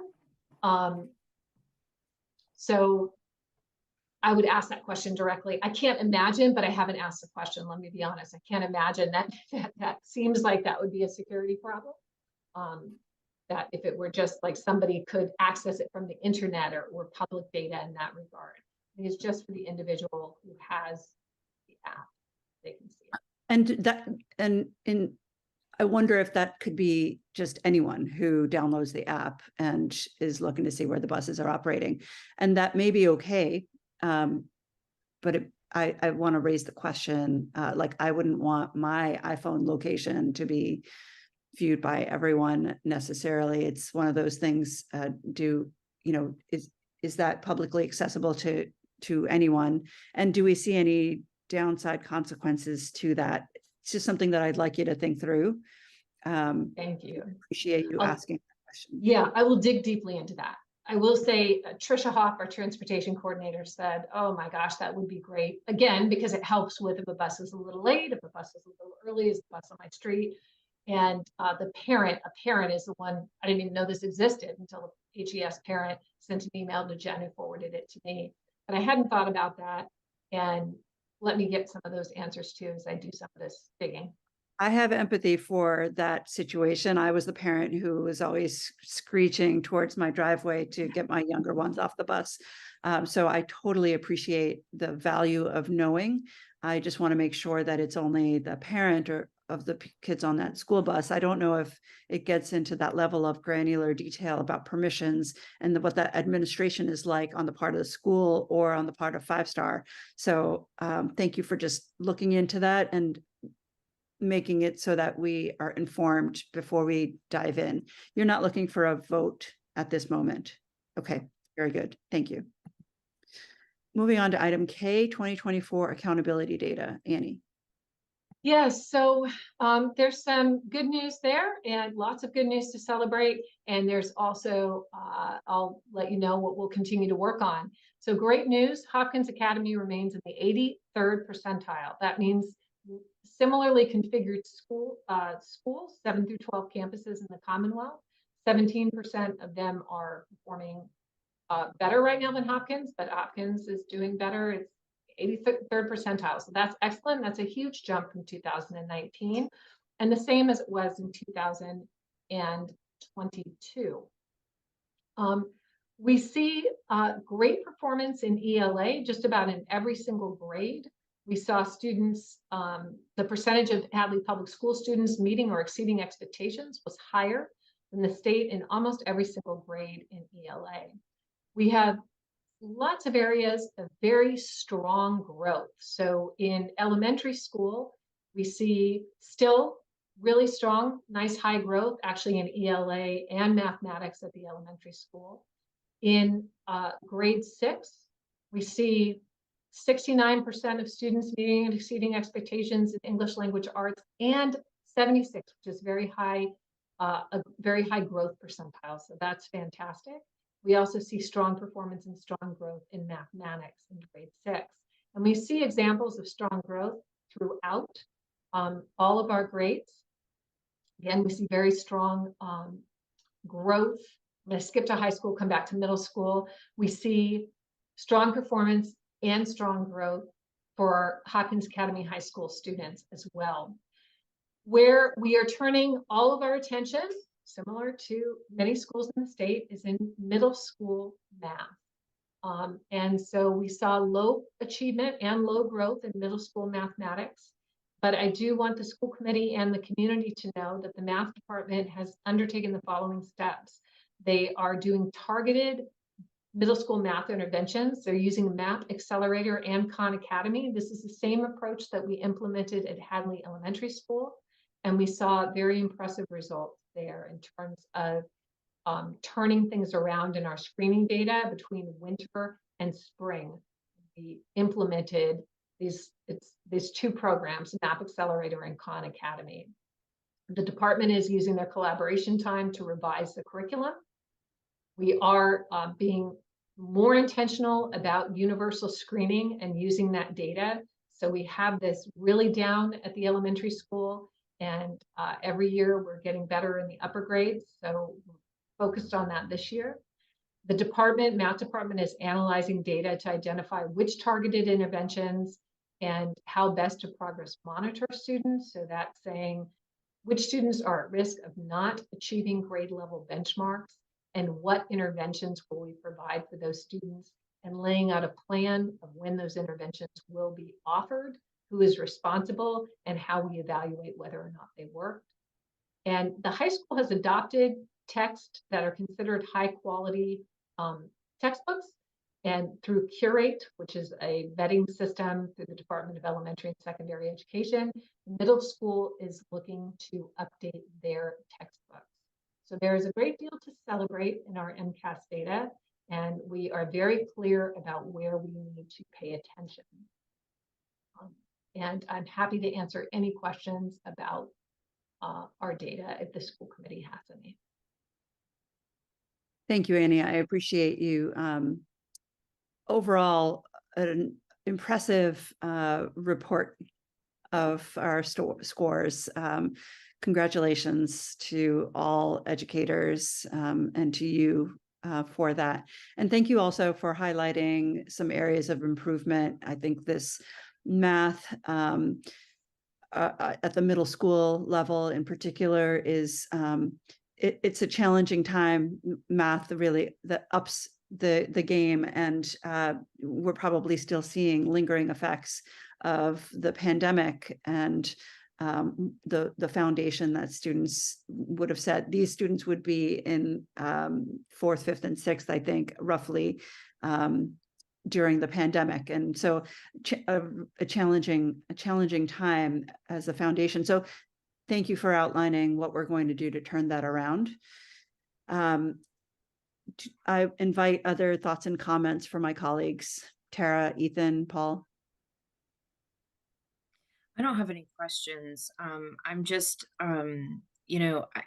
thank you for bringing the data to us and keeping us informed. And I feel content knowing that I never have to wonder when I look at that data, because I know there's already a proactive plan in place to address any concerning areas. And that speaks so well to both our administration and our teachers and their dedication throughout COVID and just in general. So I'm really thankful for our dedicated staff, but no questions. No questions either. I just was happy to hear the explanation of kind of what plans are in place for math. All right, very good. Moving on to the next item of the agenda, we are looking at item L, family survey data, spring 2023. Yes. So linked into theirs, you have a summary of responses from our community and family survey. It was administered in late spring, so all of the data came to us from Panorama toward the end of June. We sent out roughly just over 600 emails. We received 34 responses from Hopkins Academy. And if you're wondering why the emails exceeded the total enrollment, it's because in some cases, students, they go to 2 parents or 2 family members in the household. There's more than 1 email. We had 34 responses from Hopkins Academy, and we had 44 responses from Hadley Elementary School. Teams from each school reviewed the data over the summer and at the start of the school year. And we focused our attention on items that had less than 60% favorable response rate. And then we discussed in teams the conditions that may foster or inhibit family engagement around that particular item. And some of the themes that we identified: communication concerns around conduct discipline, communication regarding threats to school, threats at the school, consistency of grades and grading practices, and engagement opportunities for parents. And so we have been talking a great deal. We're looking to administer the survey again, probably we said in November, and then again at the end of the year. So a kind of a beginning of the year and the end of the year. But right now, because these concerns around these themes of communication, creating connection, making sure that we're engaging in culturally proficient practices, these things are important to us. So to that end, there are several things that are occurring currently. Right now at Hopkins Academy, we are in the process of ensuring that every teacher and educational support professional has received at a minimum Tier 1 training in restorative justice practices. We've embedded now restorative justice practices into our advisory curriculum, and that means that students have been using these practices, sitting in circle to build community at every single one of their advisories, which happen weekly. A cohort of faculty and staff, and I'm in this cohort, will also get Tier 2 training because we started our restorative justice training last year. And there'll be a much smaller group that gets Tier 3 training at the end of this year. We started in March of last year with our first of 4 sessions with Dr. Khalees Warnham. She is the principal CEO of KW Diversity. She is helping our educators to understand culturally proficient practice, how to intervene when we observe or witness microaggressions, how to recognize what those are, how to intervene, and how to have difficult conversations. We are constantly trying to improve and work on communication, and both schools have been coming up with ideas. You'll see much of this reflected in the school strategy documents, improvement plans that come to you in October.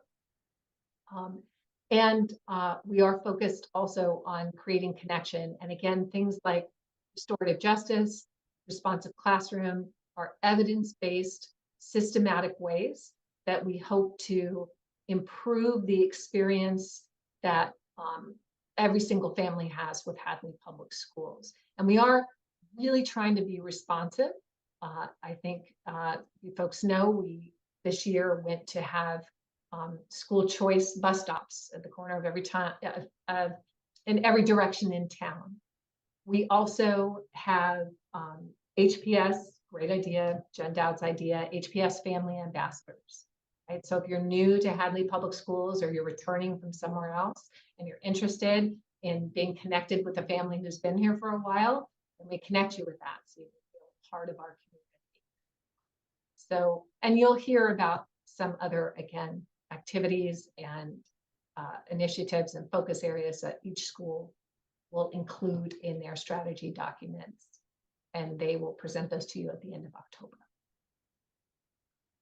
Thank you, Annie. We knew that this was going to surface some very interesting information, and I think it's a good first year. I think the more we get used to looking at this, we might even be able to elevate the response rate. I think that's really important to work on for the next time around. I might ask us to look at all things that ranked less than 65%. So I'm falling on 65 because there are a couple in that 60, 61, 62 range that are very important to look at. And I don't want us to lose sight of it, because in fact, if we still consider that anything under 65 is considered failing on our students' tests and scores, then we should be holding ourselves to the same standard. So if you wouldn't mind including some of those that I see that are right Yep. there under 65, that would be important. I admit that I have not had a chance to sink my teeth into this. I take a cursory look, but I really want to sit on this for some time and reflect on what this data is telling us. And I would like to invite my colleagues to have a conversation around how we want to enhance the second administration of this survey to tell us more and give us a continue to get a better look at what is going on. What is the data telling us? Were there open-ended data as part of this as well? Yes, we do have open-ended responses. And what we did with that, and the reason that I don't have those out, is in some cases that open-ended responses also had identifying information. But what we did do is identify these themes. So that was the theme of communication, conduct and discipline, communicating about threats to the school. If you also remember, about the time that we sent this survey out, we got a lot of feedback from the community about some of the incidents that had happened and communication around those. We asked Chief Mason and I had a presentation to the community, but people still had feelings and opinions about how they'd like to see that handled in the future. Consistency with grading and practices. So these were themes from open-ended questions. There were a similar response rate of 30, which is interesting. There were 35 in Hopkins, and there were fewer than that in Hadley Elementary School, but it's interesting that there was an additional open response to total respondents. But positive language, positive reinforcement, celebrating student achievement, really focusing in on the positive was a theme. So that, the first interaction that a parent has with school shouldn't be, hi, I'm calling to tell you, and then let's fill in the blank with a negative something happening. So just tweaks to practice to say, okay, we really like every single educator to make first contact with parents on a positive note in some way. I myself, we're all taking this in. So a practice that I have been working on this year is visiting classrooms and just sending a note to parents when I see students doing awesome things, which happens all the time, and including the teacher in that, so that our communication with parents isn't always, hello, we have a problem. Sometimes I feel like if I'm not careful, I'm about as popular as the IRS. So we want to. So that's an example of a little concrete. So we did get those. The reason you don't have every individual one is because there was some identifying information. But please be assured, took all of those seriously, created these themes, and the example I just gave you is an adjustment to practice. How are we certain that our first contact with the parent is a positive contact? So that's just one example. Great, thank you. Any other thoughts or comments from my colleagues? Annie, I think this is what you said, but I just want to confirm and reiterate. So you plan on conducting this exact same survey again in November, potentially, is what I'm hearing. Yes, so our thinking was, we're open to feedback on this, but Sarah, the whole leadership team talked, and we were thinking, so November, if we did it right now, maybe students aren't fully settled in, right? And parents aren't fully settled in. So we wanted to give them a chance to, have some experiences, but not wait too long. And then hopefully have some comparisons. So November, and then toward the end of the year. Yeah, I'd be curious to see with some of these positive implementations that you're doing. I guess maybe in particular in the high school, looking at both the data that's here and some of the positive things that are moving forward in the high school that we already have in the elementary school, kind of how maybe some of these answers hopefully shift a little bit, right? So I'm just curious. Yeah, I think it would behoove us to look at the exact same set of data Yep. again, Mhm. so that we can able to make some good quantitative and qualitative analysis on them. Absolutely. That's our plan. Thanks, Tara. Any other comments? I'll just add, yeah, I'm happy to hear that there's some implementation already in place. Because I will say the shock value of looking at some of those numbers when I first looked at it kind of caught me off guard.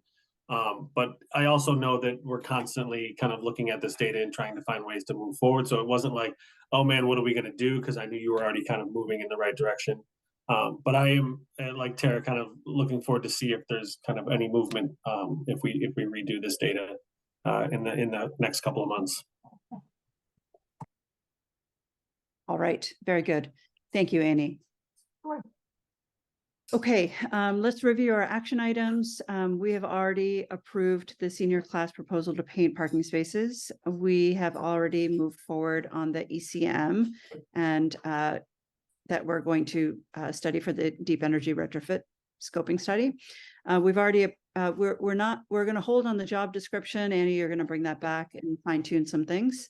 We've approved the 2 flags. Do I hear a motion to approve the minutes of August 21st, 2023? So moved. Do I hear- Seconded. All in favor? Aye. Okay, and do I hear a motion to approve the minutes of the school committee retreat on August 28th, 2023? So So moved. moved. Seconded. All in favor? Aye. Aye. Excellent, thank you.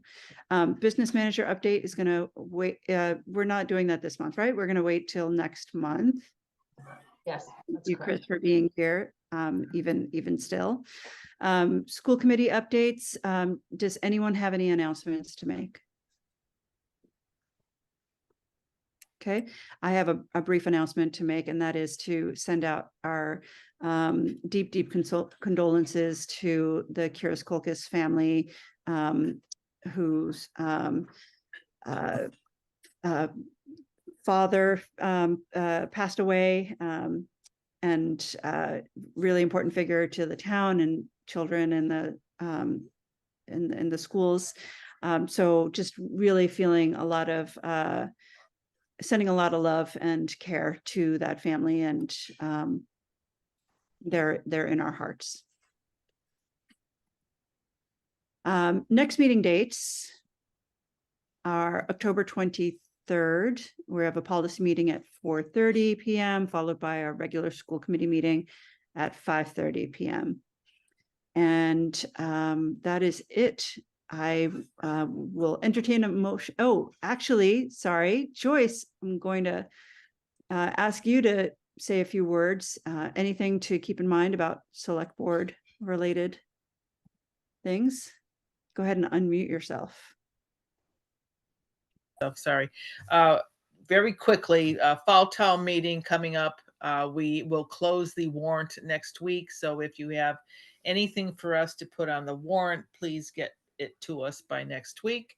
I'm hoping that they've already set the date or have acquired a room. Have they, Annie? Yes, they have. And that's for October 26th, correct? That is correct. Yes. On that Thursday night. So of course we would like everybody to join us because it's going to be important with bylaws and things of that nature that will affect many people in town. So just pay attention to the warrant that's coming up, and thank you. And that's all I have. Thank you. You And did a you great just- job tonight. Yes. Oh, you're so kind to all of us. Thank you, Joyce. And you reminded me, a huge thank you to the town FinComs for supporting unanimously having the locker room renovation on the town warrant at special town meeting. Thank you, thank you, thank you, Hadley FinCom. Thank you, community of Hadley. much long overdue. It's been on the agenda for years, so I'm thrilled that it's getting done. Thank you. So happy to hear that. Our girls deserve upgraded locker rooms. And thank you to not only the school committee, the colleagues on the school committee and the select board, but also our team, Annie, Chris, and others, really weighing, should we be asking for this money at this point in time? You know, we created a 10-year plan. We identified this was the year that we were going to, you know, fix those lockers. Yes, we have additional expenses coming down the pike, but it's really important that we hold fast to our plan, and it's high time. Yeah, So thank you. absolutely. Great. Thank you so much. And I All want right. to say that, can I just say that I really appreciated Jace Lasafami's presentation this evening too. She did a great job with her whole thing. It amazed me how thorough she was. So kudos to her also. So thank you. Indeed. Thank you. We are very proud of our Hopkins students. All right. With that, thank you, everyone. Do I hear a motion to adjourn? So So moved. move. Seconded. All right. All in favor? Aye. Thank you, everyone. See you again next month.